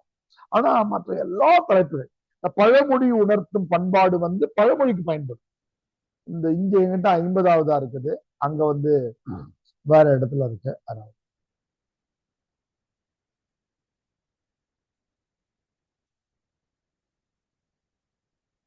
அதனால இப்ப நம்ம இதுக்கு அதுக்கு சின்னதா எழுத்துல வேறுபாடு இருக்கும். இருந்தாலும் நம்ம போர் முறையில் அறம், சங்ககால போர் முறை 12வது பக்கத்துல இருக்கு. ஒரிஜினல் புத்தகம் வச்சிருக்கிறவங்க நீங்க அதை வச்சு பாருங்க. போர் முறைகளை நாம இதுவா எழுதிட்டோம். என்ன இந்த புத்தகத்தினுடைய சிறப்பு, அல்லது ஏன் இதை படிக்கணும், இதுக்கு முன்னாடி படிக்காமலே ஏன் வாங்காமலே எழுதக்கூடாதா அப்படின்னா, வாங்காம எழுதலாம். ஆனா இதுல என்னன்னா, இப்ப பெரும்பாலும் டெக்ஸ்டாவே படிச்சுட்டு போயிடுறோம் இல்லையா. இது அதுக்கு தேவையான இலக்கிய எடுத்துக்காட்டு வரிகள் இங்க இருக்கு. நம்ம போயிட்டு புறநானூறுல இந்த வரியை அதுக்கு பயன்படுத்தலாமா அப்படின்னு நீங்க சந்தேகமா தேடி எடுப்பீங்க. இவர் அத்தாரிட்டியா தருவார். ஒரு முறையில அறம் சண்டை போட்டதுல இருந்து இதெல்லாம் பாருங்க. 2000 ஆண்டுகளுக்கு முன்னே மண்ணாசை இருந்தது. மார்பில் புண்ணேற்று வருவதே காளையின் கடன். மார்பில் புண்ணேற்றது விழுப்புண்ணு நினைச்சாங்க. அம்மாக்கள் அதெல்லாம் ரொம்ப பெருமையாக நினைச்சாங்க. வெச்சி கரந்தை இதெல்லாம் இருந்தது. இப்ப பாருங்க, இப்ப புறநானூறுல ஒரு பாடல் நம்ம கொடுக்குறாங்க. ஆவும் ஆணியர் பார்ப்பன மாக்களும் பெண்டிரும் பிணியுடை ஈரும் பேணி தென்புல வாழ்நருக்கு அருங்கடம் இருக்கும் பொன்போர் புதல்வர் பெரு அதீரும் எம்மம்மு கடிது விடும் மும்மரன் சேர்மின அறத்தாறு நுவலும் கூட்கை மரத்தும்.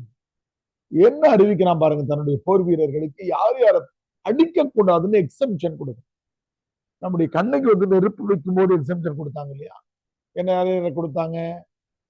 பார்ப்பார், அறவோர், மூத்தோர், குழவி இவர்கள் எல்லாம் விட்டுட்டு தீர்த்தரத்தார் பக்கமே சேருக அப்படின்னா. அந்த மாதிரி இவர் யார் யாரெல்லாம் சொல்றாரு பாருங்க. பசுக்கள், பார்ப்பனர்கள், பெண்கள், நோயுடையவர்கள், தென்புல வாழ்நருக்கு அருங்கடம் இருக்கும் பொன்போர் புதல்வர்கள், குழந்தைகளை பெறாத பெற்றோர்கள் இருக்காங்க இல்லையா, அவங்களை கொல்லக்கூடாது அப்படின்னா ஒரு போர் விதிகளை கொடுக்கிறாங்க. இந்த நாட்டில் இருக்கிற பகுதி அடுத்து சொல்லு. அசித்தவர்களுக்கும் பிணியாளர்களுக்கும் உதவி பெறவங்களுக்கும் தரணும். பாருங்க, நம்முடைய கண்ணகியும் ஒப்பீட்டுக்கு ஐயா தராரு. கண்ணகி வரியும் இருக்கு பாருங்க. பார்ப்பார், பசு, பத்தினி, பெண்டீர், மூத்தோர், குழவி 5 பேரையும் விட்டுட்டு தீர்த்திரத்தார் பக்கமே சேர்க அப்படின்ற இலக்கிய வரி இருக்கிற. அடுத்து பாத்தீங்கன்னா, நல்ல வீரர்கள் எந்த காலத்திலும் 5 சாராரை கொல்லக்கூடாது. உடையிட்டார், புல்மேய்வார், உடுநீர் புக்கார், படையிட்டார், பற்றேதுமின்றி நடையிட்டார், 5 பேரையும் கொல்லக்கூடாதுன்னு சிறுபானாற்றுப்படை சொல்லு. இது ஆடை நெகிழ விட்டவர்கள், மனநிலை பிறந்தவர்கள் அர்த்தம். ஆடையை கூட பார்த்துக்க முடியாதவங்க, புல்மேய்மாரை போறவர்கள், குப்புற்றவர்கள், கீழே விழுந்துட்டவங்க. புல்மேய்வார்னாக கீழே தலை குப்புற விழுந்துட்டவன், தண்ணீர விழுந்துட்டவன், படைக்கருவி இல்லாதவன், பயந்து ஓடுறவன், இந்த 5 பேரையும் கொல்லக்கூடாது என்று போறார். அப்ப இதுக்கு முன்னாடி நமக்கு முதல் பகுதியில் இருக்கக்கூடிய அறங்கள் எதுன்னு மேல நான் சொல்றேன், கட்டுரைக்கு மேல குறிச்சுக்கோம். என்னன்னா, போர் அறங்கள்ல ரொம்ப முக்கியமானது புறத்திணை கோட்பாடுகள் எழுதணும் பாருங்க. அதேதான், அடையாளங்களோடு போரிட்டாங்க. அடையாளங்களோடு போரிடுகிற முறை தமிழர்களுடைய முறையில ரொம்ப சிறந்தது. பிராக்கெட்ல வெச்சி, கரந்தை, வஞ்சி, காஞ்சி என்னும் பூக்கள், அவைகள்லாம் பூக்கள், எல்லாமே பூக்கள். பாடான் பொதுவியல் தவிர இது எல்லாமே பூக்கள். அடையாளங்களோடு போரிட்டார்கள். அது முதல் நெறி. அடுத்தது விழுப்புண் ஐஃபன் புறப்புண். விழுப்புண் புறப்புண். மார்ல பட்டுச்சுன்னா அது சிறந்த புண் என்று கருதினாங்க. முதுகுல பட்டா அது புறப்புண்ணானி வடக்கு இருந்திருக்காங்க.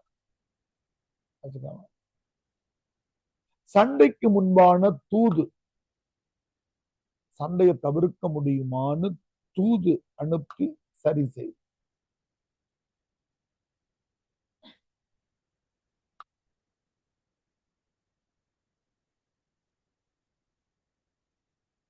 வீட்டிற்கு ஒரு ஆண்மகனை போருக்கு அனுப்புது. அந்த காலத்துல நேரடியாக போர், 3 விதமான போர் வீரர்கள் இருக்கு. ரெக்ரூட் பண்ணி வச்சிருக்கிற போர் வீரர்கள், வாடகைக்கு எடுக்கிற போர் வீரர்கள், என்னமா ரிசர்வ், ஆன் தி ரிசர்வ் சொல்றோம், அந்த மாதிரி அவங்க எப்பவுமே தயாரா இருப்பாங்க. இன்னொன்னு, பாலை நிலத்தினுடைய எயினர்களையோ அல்லது நாளூர் கோச்சர்களையோ படிக்கிறோம் இல்லையா, அவங்க எல்லாம் படை வீரர்களை வாடகைக்கு அனுப்புறோம். 3வது, வீட்டுக்கு ஒருத்தவங்க கிளம்புவாங்க. வீட்டுக்கு ஒருத்தவங்க வர. அடுத்தது நாம இப்ப விரிவா படிச்ச படை விதி விலக்குகள், போர் விதி விலக்குகள். போர்ல யாரெல்லாம் அடிக்க கூடாது என்பதுல தமிழ்நாட்டில் அறம் சார்ந்த செய்திகள் இருந்தன. போர் தாக்குதல் விதிவிலக்குகள், போர்ல யாரையெல்லாம் தாக்க கூடாது என்கிற விதிவிலக்கு.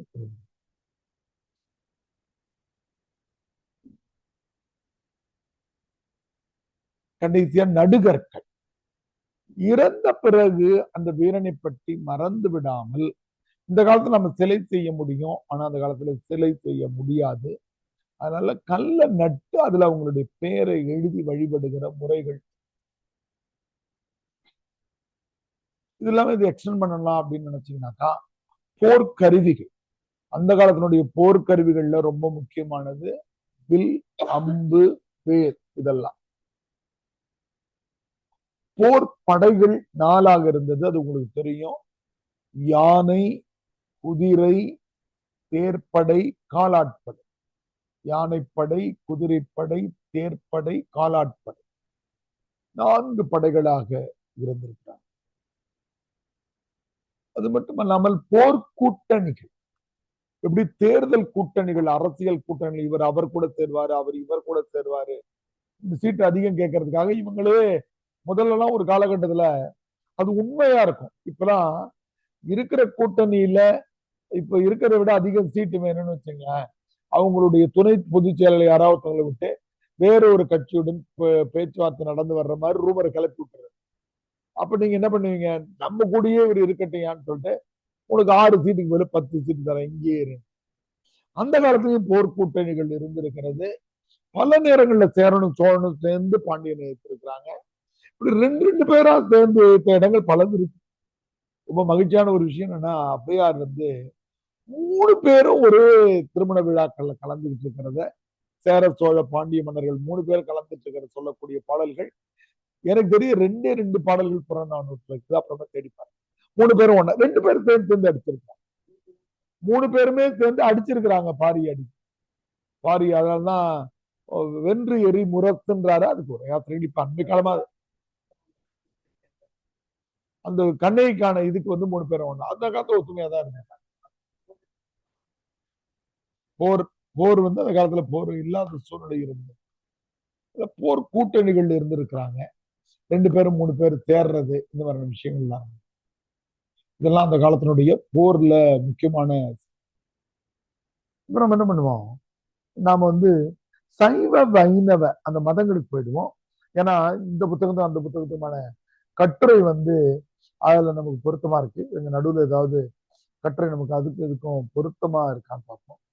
சாதி சாதியை வேணா தெரிஞ்சுக்கலாம். ஏன்னாக்கா இப்ப நீங்க இதுன்றது நீங்க நினைக்கிற மாதிரியான சாதிய முறைகள் சங்க காலத்துல கிடையாது. சங்க காலத்துல அரசர், அந்தனர், வணிகர், வேளாளர், பிரிவினர் இருந்தாங்க. தீண்டாமை கிடையாது. நல்லா தெரிஞ்சுக்கணும். சங்க காலத்துல சாதி என்பது கிளாசிபிகேஷன். உங்களுக்குள்ளேயே கிளாசிபிகேஷன் யூபிஎஸ்சியில நீங்க என்ன பண்ணுவீங்க, 1 வருஷம் முன்னாடிக்கு வந்துட்டாரு ஃபீல்டுக்குனாக்கா சீனியர் சார், அவர் எங்க சீனியர். ஏமான்னு கேட்டா நீங்க வயிற்றுல பெரியவங்களா இருப்பீங்க. ஆனா 1 வருஷம் முன்னாடி வந்துட்டோம் சீனியர் சார். வயது அடிப்படையில அண்ணா அக்கான்னு கூப்பிட்டு இருக்கு இல்லையாமா? அப்புறம் டிஸ்ட்ரிக்டா பிரிவீங்க, இப்படி எல்லாம் வேறுபாடு இருக்கு. ஆனா அது வந்து பிரிவினையா இருக்காது. அந்த மாதிரி அரசர், அந்தனர், வணிகர், வேளாளர் 4 பிரிவு இருந்தாங்களே தவிர அவங்களுக்குள்ள எந்த ஜாதியினர் வேணாலும் எதுவாகவும் மாறிக்கலாம். இன்னைக்கு வணிகராக இருக்கிற ஒருவர் நாளைக்கு வேளாண்மை செய்கிற வேளாளரா மாறிக்க முடியும். புரியுதுங்களா? ஒரு அந்த அரசராக இருக்கிற ஒருவர் மாற முடியும். இந்த மாதிரியான முறைகள் இருந்தன. தொழிலாளர் அடியோர் பாங்கினும் வினைவளர் பாங்கினும் கடிவரையில பாருங்க, திணை மக்களை தவிர செல்வர்களும் குற்றவியல் செய்து வாழ்ந்த அடியவர்களும் தொழிலாளர்களும் இருந்திருக்கிறாங்க. 4 பிரிவினர்ல அரசன், அந்தனர், வணிகர் இந்த 3 பேரும் உயர்ந்தவர்களாகவும் வேளாளர்கள் கீழோர் என்று கருதுகிற முறைகள் அந்த காலத்துல இருந்த காரணங்கள் இருந்திருக்கிறது. அதாவது இந்த வேறுபாடு மேல குறிச்சுக்கோங்க, பொருளாதார வேறுபாடு. அன்னைக்கு இருந்த சாதியினுடைய பெரிய சிக்கல் என்னன்னா, பணம் படைத்தவன் பணம் படைக்காதவன், அது என்னைக்குமே இருக்கும், உலகம் எங்குமே இருந்துகிட்டே இருக்கும். இவங்கள்ல வந்து மலை சார்ந்த பகுதியில் இருந்த குறவர்கள், வேட்டையாடுதல், முல்லை நிலத்துல மாடு மேய்க்கிறவங்க, மருத நிலத்துல வந்து நம்முடைய உழவு செய்யறவங்க, கடல்ல மீன் பிடிக்கிறவங்க, வளமில்லாத பாலை நிலங்கள்ல இருக்கிறவங்க, இவங்க எல்லாம் இருந்தாங்க. பாணன், பறையன், துடியன், கடம்பன் என்போர் ஒரே இனத்தினர் எனலாம். பறை என்னும் கொட்டுக்கருவியை கொண்டோர் பறையர், துடி என்னும் தோல் கருவியை முழக்கியோர் துடியர், நன்மை தீமைகளுக்கு பறையும், ரெண்டுத்துக்குமே பறையும் இதுவும் முழுக்கினாங்க. மன்னரின் செய்தியை ஊருக்கு அறிவித்தனர். புலையர், இழித்தினர், இடிபிறப்பாளர் என்று புறநான் கூறப்படுகிறது. இடுகாட்டுல வந்து புனம் துடுவது இவருடைய கடமையாக இருந்திருக்கிறது. இந்த மாதிரியான வேறுபாடுகளும் பொருளாதார வேறுபாடுகளும் இருந்த நிலையில பிராமணர்கள் உயர்ந்தவர்களாக கருதப்பட்டாங்க. இது தங்க காலத்தினுடைய தொடர்ச்சி. கடல் புனை, இவர்கள் மன்னரை வணங்கினாங்க. இவங்க வந்து இந்த மாதிரியான விஷயங்கள் இருந்திருக்கின்றதையும் 17 கீழ்கணக்கு நூல்களை பார்ப்பானை மிகவும் உயர்வாக கூறுகின்றன. பழகினும் பார்ப்பாரை தீப்போல் ஒழுக வேண்டும். இந்த பல்வேறு மக்களுக்கு இந்த ஏற்றத்தாழ்வுகளை ஆராயும் பொருளாதாரத்தில் உயர்ந்த இனத்தவர்களாக, உங்க புத்தகத்தில் இருக்கான்னு பாத்தீங்க, எல்லாம் குறிச்சுக்கோங்க. பொருளாதாரத்தில் உயர்ந்தவர்களாக இருந்தாங்க. இந்த 4 வகை ஜாதிக்கும் தமிழ்நாட்டுல பின்னாடி இங்க பாருங்க, இது ஐயா எதிர இதைதான் நம்ம சொல்ல வரோம். ஆரியரிடையே இருந்த 4 வகை ஜாதிக்கும் தமிழகத்தில் இருந்த பிரிவிற்கும் வேற்றுமை உண்டு. ஆரியர்களது பிறப்பு அடிப்படையானது, தமிழர்கள் தொழில் அடிப்படையிலான. ரொம்ப முக்கியமான ஒரு தரவு. இல்லைன்னா கூட நீங்க அதை எழுதிக்கலாம். ஐயா வேற வேற இடமா பிரிச்சுட்டாரு. சரி பரவாயில்ல, நம்ம அந்த புத்தகத்துக்கு போயிடுவோம். நாளைக்கு இல்லை, நம்ம அந்த புத்தகத்துக்கு போயிடுவோம். செய்ய வேண்டியது இது என்னன்னா, இந்த வரி ரொம்ப முக்கியமான வரி. இல்லைனாக்கா நீங்க எழுதிக்கோங்க, புத்தகத்துல எழுதிக்கோங்க. ஆரியர்களுடைய பிரிவு வந்து பிறப்பு அடிப்படையிலானது. பிறக்கும் போதே அவனுக்கு ஜாதி முத்திரை குத்துறது. ஆனால் தமிழர்களுடைய அடிப்படை வந்து தொழில் அடிப்படையிலான. இப்ப இந்த தொழில் தேர்வு அந்த தொழிலுக்கு மாறிக்கலாம். இப்ப நம்ம பாக்குறோம் இல்ல, தினம் இருக்கிற ஒருத்தருடைய பையன் எம்பிபிஎஸ் சீட் கிடைச்சு டாக்டர் ஆயிடுறாரு, முடிஞ்சு இல்லையா? ஒரு ரிக்ஷா தொழிலாளனுடைய பையன் இன்ஜினியர் ஆயிடுறாரு. அந்த மாதிரி எந்த தொழிலுக்கும் யார் வேணாலும் மாறி சூத்தர்கள் பண்ணிருக்கிறாங்க. சங்ககாலத்தில் ஆரிய கொள்கை வந்துட்டதாலதான் நம்முடைய புறநானூருடைய இந்த பாட்டு தந்திருக்காங்க. ஆரிய கொள்கை பிறப்பு அடிப்படையில் அமைந்தது. தமிழர்களுடைய ஜாதி பாகுபாடு வந்து தொழில் அடிப்படையில் அமைந்தது. மாறுபட்டுக்கலாம். நம்ம இங்க பிணம் எரிச்சுக்கிட்டே இருக்கிறோம், நாளைய தேதிக்கு டக்குன்னு போர் வீரனா மாறிடலாம் அப்படின்னு நினைச்சீங்கன்னா முடியலன்னு வச்சுங்களேன். அப்படியே பக்கத்து நாடு சிற்றரத்துக்கு போயிட்டு நான் போர் வீரன் டிக்ளேர் பண்ணிக்கலாம். நீங்க இப்பெல்லாம் வர்ற மாதிரி Aadhaar card, community card, PAN card எல்லாம் எடுத்துட்டு தான் வரலாம் அப்படின்றதுதான் கிடையாது. அந்த ஊர்ல போயிட்டு நான் வேளாண்மை சேர்த்துக்கு நிலம் கொடுங்கன்னு சொல்லிட்டு டக்குன்னு மாறிடலாம். அடுத்த நீங்க ஒன்னா இருக்கலாம், உங்க பையன் ஒன்னா இருக்கலாம், மாறலாம். தொழில் அடிப்படையில தான்.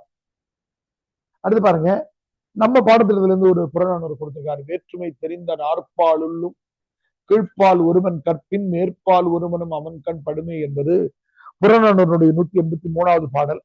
அதனால ஆரிய நெறிகள் அப்பவே வந்துருச்சு, அதை மறுக்கிறார். ஆனா ஆரிய படை கடந்த நெடுஞ்செழியன் வந்து இந்த வேற்றுமை நீ பிராமண கத்திரின்னு சொல்றல நாங்க ஏத்துக்க மாட்டோம் அப்படின்னு சொல்றாரு. திருவள்ளுவரும் அதே சொல்றாரு. ஒழுக்கம், உடைமை, குடிமை, இழுக்கம் இழிந்த பிறப்பாய்விடும். இதுல இருக்கிற எல்லா கட்டுரைகளுமே லேசா தலைப்புகளை நீங்க தெரிஞ்சுக்க சில கட்டுரைகள் எழுத பயன்படும். தமிழுடைய வணிகம் அப்படின்னாக்கா பட்டினப்பாளையம், மதுரை காஞ்சி சிலப்பதிகாரம். இந்த வரி, இந்த வணிகத்துல ரொம்ப முக்கியமான வரி வந்து, அவர்கள் வந்து பொன்னோடு வந்து கரியோடு பெயர்ந்தார்கள் என்ற வரி வந்து ரொம்ப முக்கியமான வரி. இப்ப கண்ணில் பட்ட மாதிரி இருந்துச்சு. பொன்னோடு வந்து கரியோடு பெயருவாங்களாம்.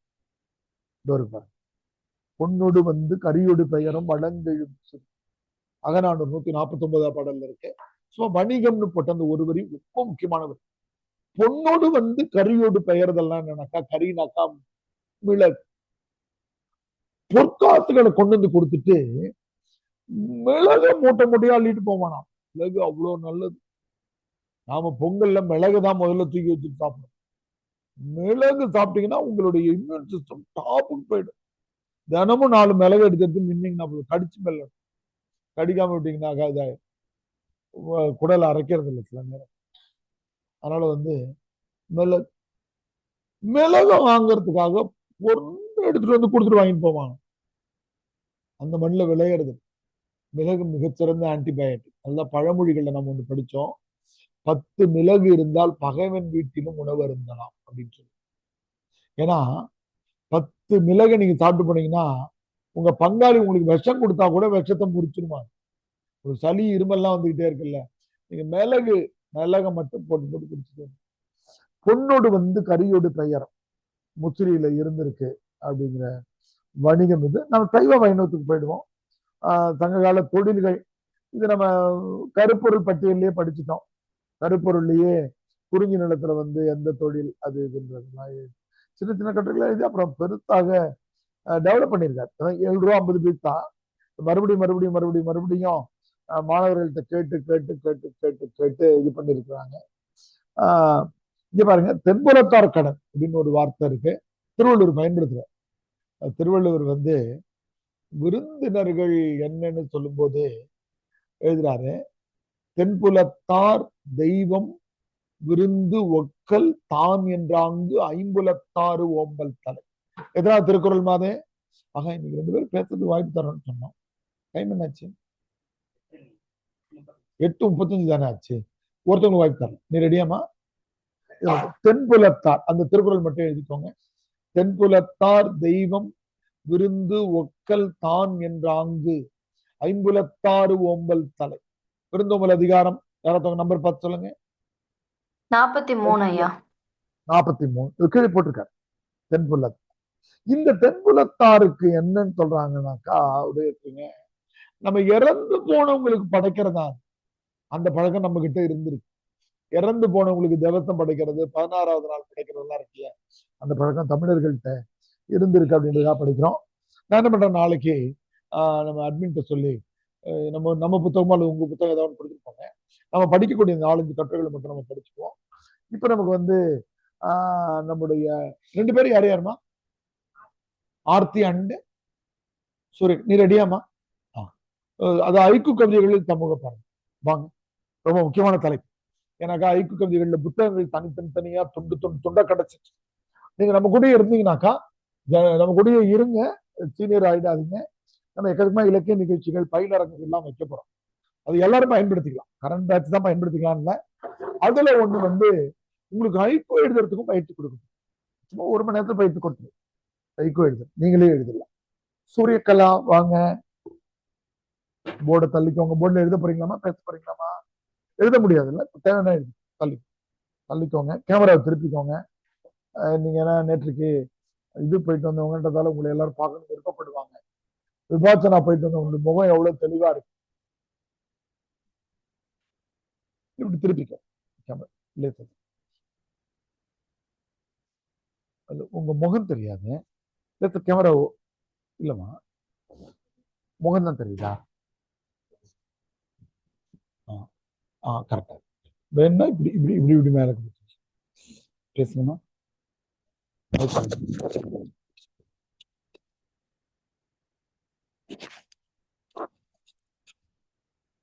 என்ன கரெக்டா?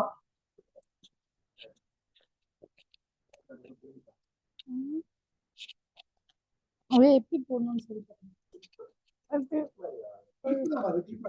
இந்த சைடு.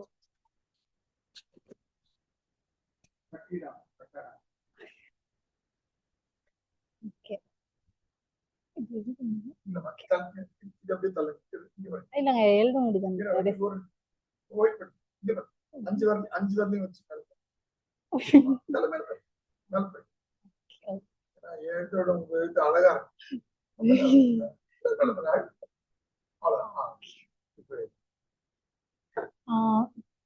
மாணவ நண்பர்கள் எல்லாருக்கும் வணக்கம்.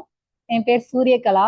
எனக்கு கொடுக்கப்பட்டுள்ள தலைப்பு வந்து என்னன்னா, ஹைக்கூ கவிதைகள் வந்து சமூக பார்வையில வந்து எப்படி இருக்கு அப்படின்னு சொல்லிட்டு சொன்னாங்க ஐயா. இப்போ சமூக பார்வையில நம்ம போய் பாக்குறதுக்கு முன்னாடி நம்ம என்ன தெரிஞ்சுக்கணும் அப்படின்னா, ஃபர்ஸ்ட் ஹைக்கூனா என்ன, அது எங்கேருந்து வந்துச்சு, அது அங்க இதுக்கு முன்னாடி இருந்த கவிஞர்கள் வந்து யாரு, நம்மளுடைய தமிழ்ல யார் இருக்காங்க அப்படிங்கறத பத்தி நம்ம பார்த்துட்டு 2-3 கவிஞர்கள் எழுதின ஒரு கவிதையும் நான் சொல்றேன். ஆனா அதுல அந்த அந்த தேடல்ல போகும்போது என்னோட ஒரு 2-3 கவிதைகள் நான் எழுதுனேன். நல்லா இருக்கும்னு சொல்ல முடியாது, அதுக்கு ஹைக்கூவானு எனக்கு தெரியல, அது ஐயா தான் சொல்லணும். அதை நான் உங்கள்கிட்ட சொல்றேன். நான் என்ன புரிஞ்சுக்கிட்டதுல எப்படி எழுதுனங்கிறத நான் சொல்றேன். இன்னும் பெட்டரா எழுதி நான் தனிப்பட்ட முறையில குரூப்ல கூட அனுப்பிடுறேன். இப்போ நம்ம பார்க்க போறது வந்துட்டு என்னன்னா, ஹைக்கூ. இத ஹைக்கூன்னு சொல்லலாம் அல்லது ஐக்கூன்னு சொல்லலாம்.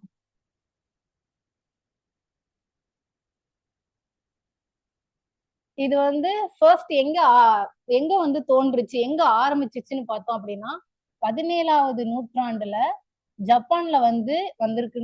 ஜப்பான்ல தான் இது தோன்றுச்சுன்னு சொல்றாங்க. 17ஆம் நூற்றாண்டுல ஜப்பான்.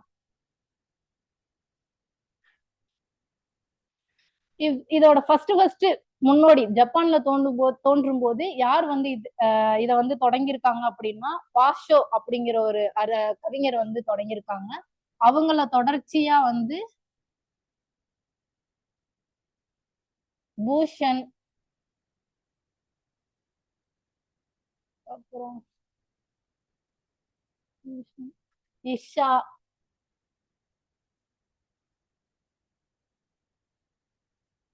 அடுத்தது ஷிக்கி. இந்த சிக்கிங்கிறவங்க தான் என்ன பண்ணிருக்காங்க அப்படின்னா, அந்த ஹைக்கூவை நிலைநிறுத்துறதுல ரொம்ப முயற்சி எடுத்து பண்ணிருக்காங்க. ஸோ இந்த ஆர்டர்ல தான் நம்மளோட ஹைக்கூ கவிதை ஃபர்ஸ்ட் ஆர்ஜின் ஆயிருக்கு. நம்மளுடைய தமிழ்ல எந்த அறிஞர்கள் நம்ம ஜப்பான் அப்படின்னு சொல்லி பார்க்கும்போது நம்மளோட இதில் நம்மளோட முன்னோடிகள் யாருன்னு நம்ம தெரிஞ்சுக்கணும். அப்படின்னு நம்ம பார்க்கும்போது இப்போ பெண் ஓகே, இதுல பெண் கவிஞர்கள், நம்மளுடைய தமிழ்ல இருக்கக்கூடிய பெண் ஹைக்கூ கவிஞர்கள் அப்படி பெண் ஆண் அப்படின்னு சொல்லி பார்க்கும்போது யார் யார் இருக்கிறாங்க அப்படின்னா, இப்போ போன மாதம்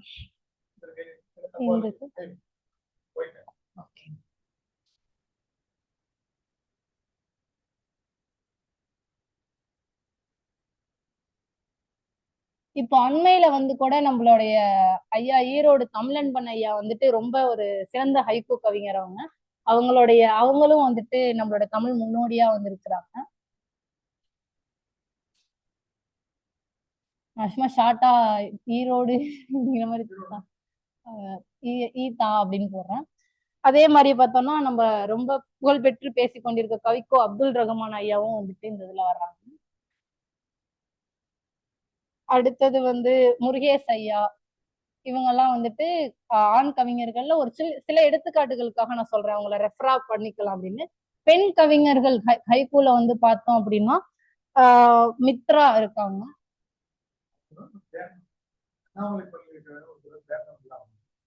மித்ரா இருக்கிறாங்க. அப்புறம் நிர்மலா சுரேஷ்னு இருக்கிறாங்க. இவங்கெல்லாம் பெண் கவிஞர்கள், ஹைக்கூ கவிஞர்களா இருக்காங்க. நம்ம ஏதாச்சும் ரெஃபரன்ஸ் வேணும்னா இவங்களோட இதை நம்ம எடுத்து பார்த்துக்கலாம். இப்போ நான் என்ன சொன்னேன்னா, ஹைக்கூ எங்க ஆரம்பிச்சிச்சு, எந்த நூற்றாண்டுல ஆரம்பிச்சது, அதுக்கு ஜப்பான்ல இருந்து இருக்கக்கூடிய முன்னோடிகள் யாரு, தமிழ்ல இருக்கக்கூடிய முன்னோடிகள் யாருன்னு நம்ம பார்த்தோம். இப்ப நம்ம பார்க்க போறது என்னன்னா, ஹைக்கூ அப்படின்னா அது ஹைக்கூ அப்படிங்கிற கவிதைக்கு வந்து அதுக்குன்னு சில விதிகள் இருக்கும். இப்போ ஒவ்வொரு இலக்கியங்கள், ஒவ்வொரு பாடல், ஒவ்வொரு இதுக்குன்னு சில விஷயங்கள் இருக்கு. அது எப்படி எழுதணும், என்ன பண்ணணும், ரேண்டமா எழுதணும் அப்படின்னா எல்லாருமே எழுதிட முடியும். பட் அந்த சிறப்பு, அந்த மதிப்பு வந்து எதுக்கு கிடைக்கும் அப்படின்னா அந்த விதிகளை வந்துட்டு விதிகளுக்கு உட்பட்டு பண்ணியிருக்கும் போது ரொம்ப சிறப்பு மிகுந்ததா இருக்கும். அப்படி பார்த்தோம் அப்படின்னா ஹைக்கூனாலே வந்து எல்லாரும் சொல்ற விதிகள் வந்து மொத்தம் 3 வரியில இருக்கணும்னு சொல்லுவாங்க. 3 வரிகள்ல வந்து இருக்கணும்னு சொல்லுவாங்க. ஆனா இப்போ 3 வரிகளும் இல்லாம நிறைய வரிகள்லயும் எழுதுறாங்க. ஆனா 3 வரிகள் அப்படிங்கிறது எனக்கு வந்து இதுல புரிதல் இல்ல. அந்த அசை அப்படிங்கறதுல புரிதல் இல்ல. ஆனா அதை நான் பார்த்தேன், ஐயாட்ட கேட்கணும்னு இருக்கேன். அதாவது என்னன்னா முதல் வரி 5, 7, 5 அப்படின்னு இதோட அசை சொல்லுவாங்க. மொத்தம் 17ன்னு சொல்லுவாங்க. அதாவது முதல் வரியில வந்து 5 அசை, 2வது வரியில வந்து 7 அசை, 3வது வரியில வந்து 5 அசைகள் இருக்குன்னு சொல்லுவாங்க. ஆனா அந்த அசைங்கிறத வந்து நான் வார்த்தையில வார்த்தையா சொல்றாங்களா இல்ல எப்படி சொல்றாங்கிறது எனக்குமே இந்த இடத்துல புரிதல் இல்ல. ஃபியூச்சர்ல தெரிஞ்சா சொல்லுங்க. ஆமாங்க ஐயா. ஓகே. மொத்தம் இது ஜப்பான் மொழியில சொல்லியிருக்காங்க. ஆமா. இந்த மாதிரி இருக்கும்னு சொல்றாங்க. இன்னொரு முக்கியமான விஷயம் வந்துட்டு இதுல என்ன அப்படின்னா ஹைக்கூனாலே வந்துட்டு குறைந்த சொற்கள் அதிக கருத்துள்ளதா இருக்கணும். அதுதான் இதோட ரொம்ப இம்பார்ட்டன்ட். குறைவான சொற்கள் அதிக கருத்து.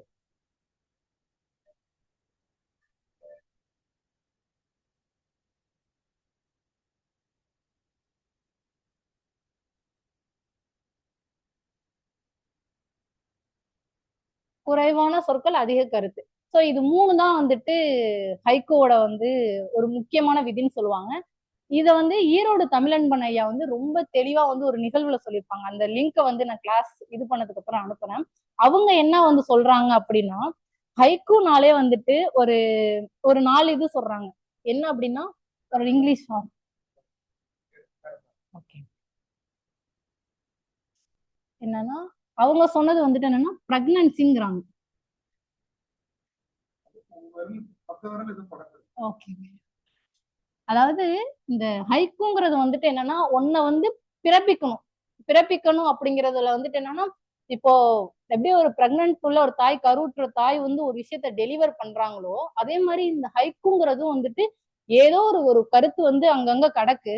அதெல்லாம் நம்ம ஒண்ணு சேர்த்து ஒரு புதுசா வந்துட்டு ஒரு இதை வந்து சொல்லணும், வெளியில கொண்டுட்டு வரணும். அதுதான் வந்து ஹைக்கூவா இருக்கணும். அதே மாதிரி இன்னொன்னா ஹைக்கூல பொறுத்த வரைக்கும் எதையாச்சும் ஒன்று சஜஸ்ட் பண்ணணும். ஒரு உதாரணத்துக்கு சொல்லணும் அப்படின்னா என்னுடைய நண்பர், அது எனக்கு ஈஸியா இருக்குங்கிறதுனால அதை எடுத்துக்கிறேன். என்னுடைய நண்பர் வந்துட்டு எஸ்ஆர்எம்ல ஒருத்தர் இருக்காங்க. அவங்க ஒரு கவிதை எழுதியிருந்தாங்க. என்ன எழுதுனா கரும்பலகை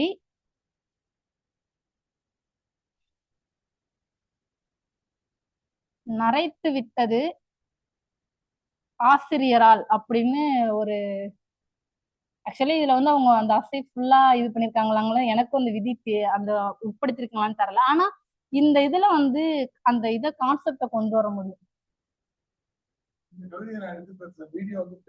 ஆமாங்க பார்த்தேன். இது ஐயாவும் ஆக்சுவலி அந்த புத்தகத்தை வெளியிடும் போது வந்திருந்தாங்க. அப்போ நான் கரும்பலகை நரைத்து விட்டது ஆசிரியரா, இதான் வந்துட்டு ஹைக்கூ. இப்போ அதே மாதிரி ஹைக்கூக்கு இருக்கக்கூடிய என்னோட பெர்ஸ்பெக்டிவ்ல ஒரு டிஸ்அட்வான்டேஜ் என்னன்னா இதை இப்படி எழுதி வச்சோம்னா ஒரு நார்மலா படிக்கிறவங்களுக்கு இதை கவிதைன்னு சொன்னோம்னா புரியாது. அந்த உத்திகள் தெரிஞ்சவங்க ஹைக்கூ இந்த மாதிரி ஹைக்கூன்னு மட்டும் இல்ல, புது கவிதை, மரபு கவிதை, ஹைக்கூ, சென்ட்ரியோ அப்படின்னு நிறைய கவிதைகள் இருக்கு. அந்த மாதிரி அந்த ஃபீல்டுல இருக்கிறவங்களுக்கு தான் இது ஒரு கவிதை அப்படிங்கிறதே புரியும். நார்மலா இருக்கவங்களுக்கு புரியாது. இப்போ கரும்பலகை அப்படிங்கிறது நமக்கே தெரியும். அது வந்து அது வேலை இருக்கக்கூடிய ஒயிட் சாக் பீஸ்ல நம்ம எழுதுற அந்த ஒரு விஷயத்த ஒரு முதியவருடைய அந்த அந்த தலைமுடி வந்து அந்த முதியவருக்கு வந்து நரைக்குது அப்படிங்கிற ஒரு இன்னொரு அதாவது 2 விதமான கருத்தை வந்து ஒரு இதுக்குள்ளார அடக்குறாங்க பாத்தீங்களா. இதைதான் வந்து நம்ம ஹைக்குன்னு சொல்லுவோம். இப்போ வந்து இது ஒரு இதை பிறப்பிச்சிருக்கு ஒரு விஷயத்த வந்து அதைத்தான் பிரெக்னன்சின்னு சொல்றாங்க. எதை சஜஸ்ட் பண்ணுது, நம்ம முடியையும் ஒயிட் ஹேரா இருக்கிறது பிளாக் ஹேரா இருக்கிறத கரும்பலகையில வந்து ஒரு சஜஸ்ட் பண்ற மாதிரி ஒரு அங்க இருக்கக்கூடிய ஒரு விஷயத்த அதே மாதிரி இருக்குன்னு சொல்லி இங்க வந்து காட்டுற அந்த சஜஸ்டிவ்னஸ் கொடுக்குது. ஸோ 2வதா வந்து ஐயா சொன்ன அந்த விஷயம் வந்து பிரெக்னன்சி சஜஸ்டிவ்னஸ். 3வதா வந்துட்டு நான் முன்னாடியே சொல்லிட்டேன், சுருக்கமா இருக்கணும், ரொம்ப சுருக்கமா இருக்கணும். என்னன்னா இப்போ வந்து இதுக்கு வந்து நான் எழுதின ஒரு கவிதையை வந்து நான் சொல்றேன். ஐயா வந்து சமூக பார்வையை பார்க்க சொன்னாங்க. அந்த சமூக பார்வையில வந்து குழந்தை தொழிலாளர்களை வந்து சொன்னாங்க. நான் அந்த அது கவிதைன்னு சொல்ல மாட்டேன், எழுதுறேன். அந்த இதுல நான் பண்ண மிஸ்டேக்கையும் சேர்த்து சொல்றேன். என்னன்னா,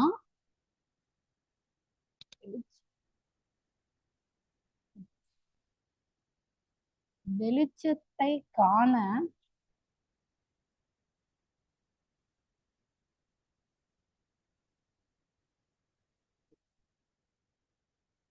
இருளை வரவேற்றனர்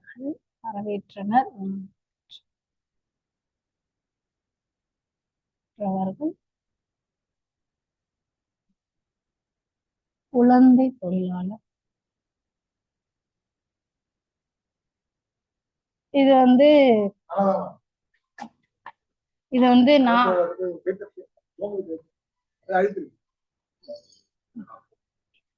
வெளிச்சத்தை காண இருளை வரவேற்றவர்கள் குழந்தை தொழிலாளர்கள்னு இந்த உத்திகள் எல்லாம் பார்க்கும்போது இதை நான் எழுதினேன். இதுல நானே இந்த ஐயா சொன்னதுக்கு அப்புறம் இதை நான் எழுதிட்டேன்.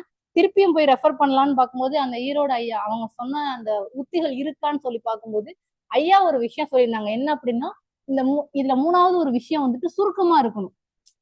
சுருக்கம் அப்படிங்கும்போது சொற்கள் கூட வந்து எந்த ஒரு துணையும் இருக்கக்கூடாது. இந்த வேற்றுமை உருபுகளோ உவம உருபுகளோ அதெல்லாம் எதுவுமே இருக்கக்கூடாது. அப்படி பார்த்தா என்னோட இதுல வெளிச்சத்தை இந்த இடத்துல வந்துட்டு ஐ வருது. இந்த இந்த இடத்துல வந்து இருளை இந்த மாதிரி இந்த இடத்துல வந்துட்டு இந்த மாதிரி ஐ இந்த மாதிரி எல்லாம் வந்து இருக்கக்கூடாது. அதே மாதிரி ஒரு விஷயத்த சொல்லும் போது இந்த போல போன்ற இது போன்ற இருந்துச்சு அப்படின்னு சொன்னோம்னா அது வந்து எப்படி இருக்குன்னா ரொம்ப சுவையா இருக்காது. அப்போ இதை நானே வந்து மாத்தணும்னு நினைச்சேன். அப்ப என்னவா மாத்தணும்னு நினைச்சேன்னா வெளிச்சத்தைங்கிற இடத்துல எடுத்துட்டு வெளிச்சம் காணன்னு போட்டுட்டேன். இந்த ஐயை எடுத்துட்டு வெளிச்சம் காண இந்த இடத்துல இருள் வரவேற்றவர்கள் குழந்தை தொழிலாளர்கள் அப்படின்னு நான் மாத்தணும்னு நினைச்சேன். அப்போ ஐயா என்ன சொல்றாங்க அப்படின்னா, ஃபர்ஸ்ட் பிரெக்னன்சி ஒரு விஷயத்த வந்து பிறப்பிச்சு தருது, சஜஸ்டிவ்னஸ் ஒரு பொருளை கொண்டுட்டு வருது. மூணாவது வந்து சுருக்கமா இருக்கணும். நம்மளோட அந்த ஹைக்கூவோட சொற்கள் வந்து எப்படி இருக்குன்னா துண்டு துண்டா இருக்கணும், சேர்த்த மாதிரி இருக்கக்கூடாது. அதுக்கு இன்னொரு எக்ஸாம்பிள் நான் எழுதின கவிதையை ஒன்று சொல்றேன். என்னன்னா, பிரம்மனின்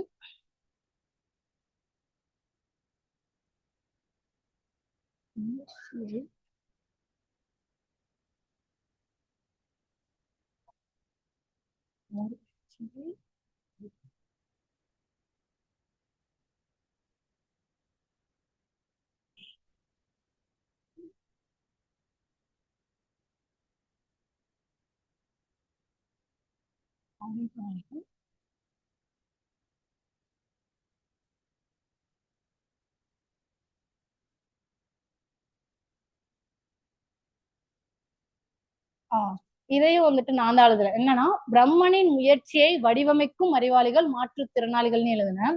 இந்த இடத்துலயும் நம்மளுடைய அந்த இந்த இன் அப்படிங்கிற மாதிரி எல்லாம் வந்துட்டு எதையும் சேர்க்கணும்னே அவசியமே இல்லை. அதே மாதிரி இந்த ஒரு, நான், இன், ஐ போன்ற இந்த மாதிரி எந்த ஒரு வார்த்தைகளுமே இல்லாம இப்ப இதே நம்ம எப்படி மாத்தி எழுதுன அப்படின்னா, பிரம்மன் புது முயற்சி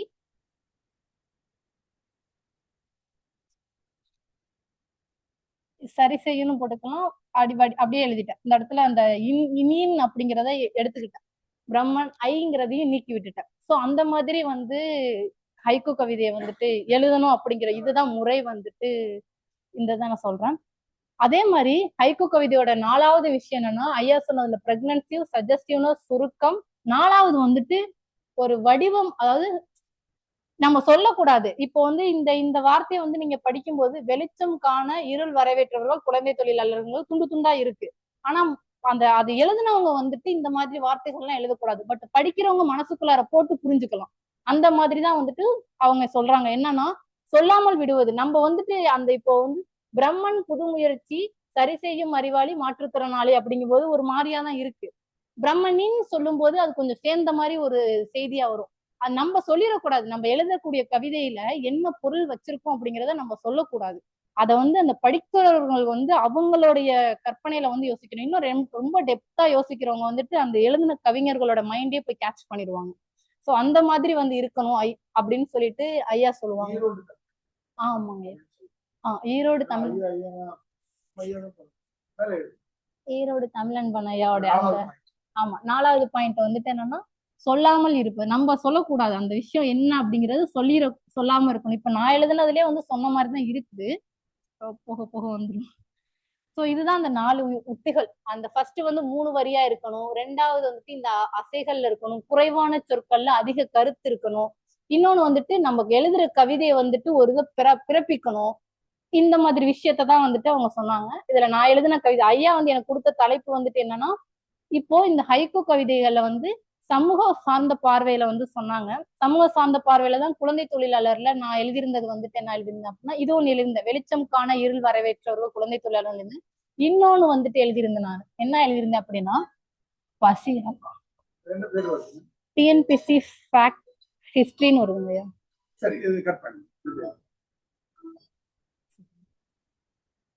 பசியால்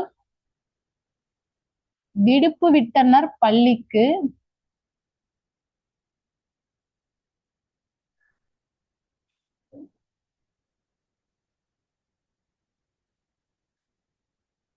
குழந்தை தொழிலாளர்.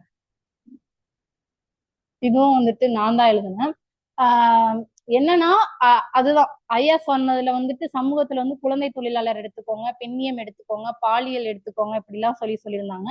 இதுல மத்த கவிஞர்களுடைய நான் இது வரைக்கும் நான் ட்ரை பண்ணதை மட்டும் தான் சொன்னேன். மத்த கவிஞர்களோட இது யாரை பார்க்கணுங்கிறத நான் உங்கள்கிட்ட சொன்னேன். அதை இன்னும் நான் வந்து அந்த முன்னோடிகளோட கவிதைகளை பார்த்தோன்னா நான் குரூப்ல அனுப்புறேன்.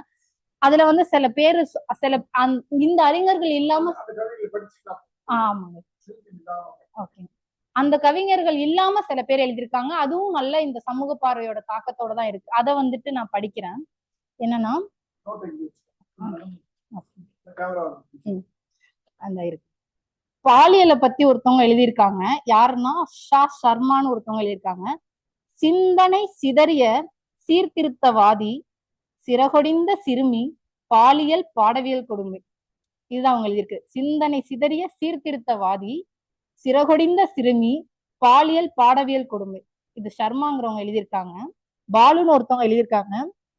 ஏழை பிஞ்சு விரல்களின் கைவண்ணம் தீபாவளி பட்டாசு. ஏழை பிஞ்சு விரல்களின் கைவண்ணம் தீபாவளி பட்டாசு, பாலுன்னு எழுதியிருக்காங்க ஒருத்தவங்க. அடுத்தது இது எழுதுனவங்களோட இதுக்கு தெரியல, ஆனா நல்லா இருக்கு.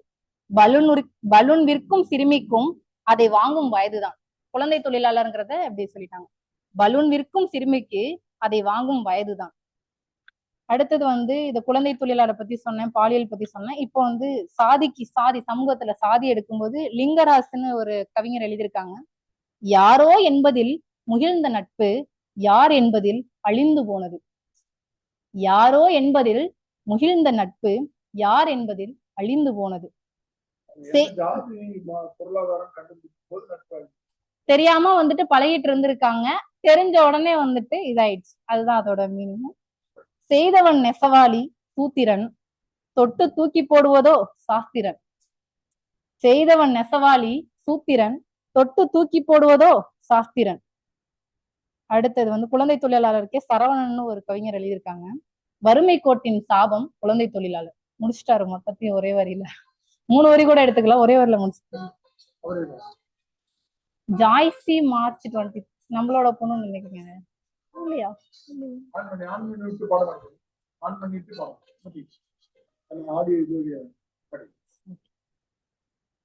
அடுத்தது வறுமை கோட்டின் சாபம் குழந்தை தொழில் சரவணன் ஒருத்தவங்க இருக்காங்க. அடுத்து ஆக்சுவலி எனக்கு இந்த பிரம்மன்கிற ஐடியா வந்து இந்த கவிதையை படிக்கும்போது எனக்கு இப்படி மாத்தலாம்னு வந்துச்சு. அவங்க என்ன எழுதியிருக்காங்கன்னா, பிரம்மனும் பல பிழைகளை செய்திருக்கிறான், அதில் ஒன்றுதான் மாற்றுத்திறனாளின்னு எழுதியிருக்காங்க ஒரு கவிஞர். எனக்கு வந்து அத பிழைன்னு போடணும்னு எனக்கு தோணல.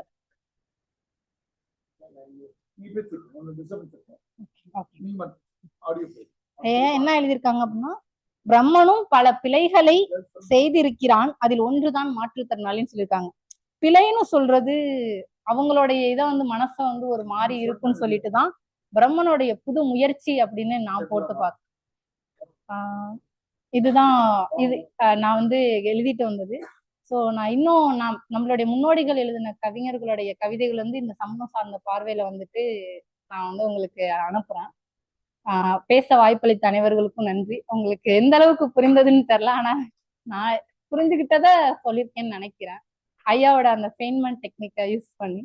So, நன்றிங்க ஐயா. ரொம்ப மகிழ்ச்சி தான். புரியுதுன்றத எல்லாரும் கவிஞர் ஆக்கிட்டீங்க நீங்க. எல்லாரும் கவிஞர். அதனால வந்து நல்லாவே சொல்லியிருந்தாங்க, நல்லா கொடுக்கப்பட்டிருந்தாங்க. அதை விட தமிழ் ஆப்ஷன் நடக்கக்கூடிய முக்கியமான விபத்து என்னன்னா, எல்லாரும் கவிஞர்கள் ஆயிடுவாங்க. அது சூரியகலா முன்னாடியே கவிஞரை வந்து நல்லா அவங்க எழுதி நல்லா தான் எழுதியிருக்கிறாங்க. பாத்தீங்கன்னா அந்த 87 இது என்னன்னு கேட்டீங்கன்னா, இதுதான் சீர்திருத்தம் இல்லையா? அசைகள்னு சொல்றது இதுதான். வார்த்தைகள் கிடையாது. வார்த்தைகள் அவ்வளவுதான் 5 வார்த்தை 7 வார்த்தை புதுக்கவிதை. புது பாருங்க, நமக்கு நேர் நிறை வெளிச்சம் கை காண 1 2 3 4 5 இயல்பாவே ஜெயிச்சு ஐ தூக்கிட்டீங்க. அப்ப கூட வெளிச்சம் 4 வரும். இருளை காண 1 2 3 4 5 6 வந்துச்சு. 6 இதுல வந்து குழந்தை தொழிலாளர்கள் இதுல வந்து 1 2 3 4 நம்மள அறியாமல் இயல்பா வந்து அது அசைன்றது நேர அதை நல்லா எடுத்திருந்தாங்க. ரொம்ப அழகான ப்ரிப்பரேஷன். பாஷோன்றதை வச்சு ரொம்ப பேர் எழுதிட்டே இருப்பாங்க. இப்ப கூட புத்தகங்கள் வந்து பாஷோவின் பக்கத்தில் வச்சிருக்காரு. பாஷோவின் குடை, பாஷோவின் மழை, பாஷோவின் மலை அப்படின்னு அவங்க 2000 கவிஞர்களை வந்து இது பண்ணதாகவும், அந்த 2000 பேருக்கு சொல்லி கொடுத்ததுல 300 சிறந்த கவிஞர்கள் உருவானதாகவும் ஒரு அந்த தத்துவங்களை நிறைய சுருக்கமாக சொல்றதுக்காக உருவாக்க உலகம் வந்து மெட்ரோ எடுத்துட்டு நம்ம இதுல ஜனவரியில எக்கச்சக்கமான வேலைகள் பண்ண போறோம். அதுல ரொம்ப முக்கியமா காமராசனுடைய மன்றம், கவிதை மன்றம் தொடங்க போறோம். காமராசனை பத்தி பேசுறது, அவரை மாதிரி கவிதைகள் எழுதுறது, அது புதுக்கவிதைக்கான ஒரு பயிலரங்கமா அது அமையும். ஆன்லைன் பிள்ளைகள் கவனிக்க முடியும். இன்னொன்று வந்து நம்முடைய ஜனவரி 3ஆம் தேதி வந்து நம்முடைய சாவித்ரிபாய் பூலே இருக்காங்க, அவங்க பேர்ல மக்கள் ஆசிரியர் விருது அப்படின்னு ஒண்ணு கொடுப்போம். 2 ஆசிரியர் பேரு சின்னதாக விருது கொடுத்து அவங்களுக்கு சின்னத்தில் கொடுத்து சாவித்ரிபாய் பூலே புத்தகம் மறுபடியும் ஏன் படிக்க வேண்டியது, அது ஆண்டுக்கு ஒரு முறை நடக்கப்படும். அது இல்லாம இறை குருவனார்னு ஒரு ஐயா எழுதியிருக்க புத்தகம், அது எதனால படிச்சாங்க நம்ம வேற மாற்றி சொல்லிட்டே இருக்கேன். அவருடைய 10 வால்யூம் புத்தகம் இருக்கு. அது சம்பந்தமான ஒரு கருத்தரங்கம் அது ஒரு முறை தான் வைக்கிறோம். சிலப்பதிகார மணிமேகலைக்கு நம்முடைய அரங்கம் அல்லா அப்பா மூலமான ஒரு நிகழ்ச்சி வைக்க போறோம். ஐக்கூ வந்து மாதந்தோறும் ஐக்கூ எழுதுறதுக்கான பயிலாளர்கள் அதை நாம தொகுத்து நல்ல கவிதைகள் வந்த பிறகு தொகுப்பு நூலா நம்ம எடுக்கலாம். தொகுப்பு நூலாக அந்த தொகையெல்லாம் கூட போட வேண்டியது. நம்ம புத்தகம் ரொம்ப 3000 4000 புத்தகம் நல்லா அது நம்ம ஒரு புத்தகமா வெளியிடலாம்.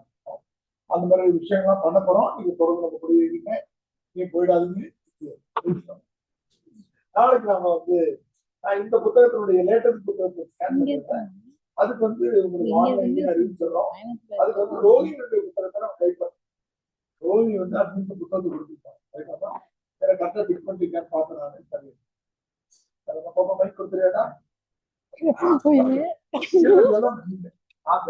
போற நானே மறந்துடுறேன். நாளைக்கு படிக்கலாமா? அதுக்கு என்ன தலைப்பு? ஒப்பிலக்கிய கோட்பாடுகள் ஐயா.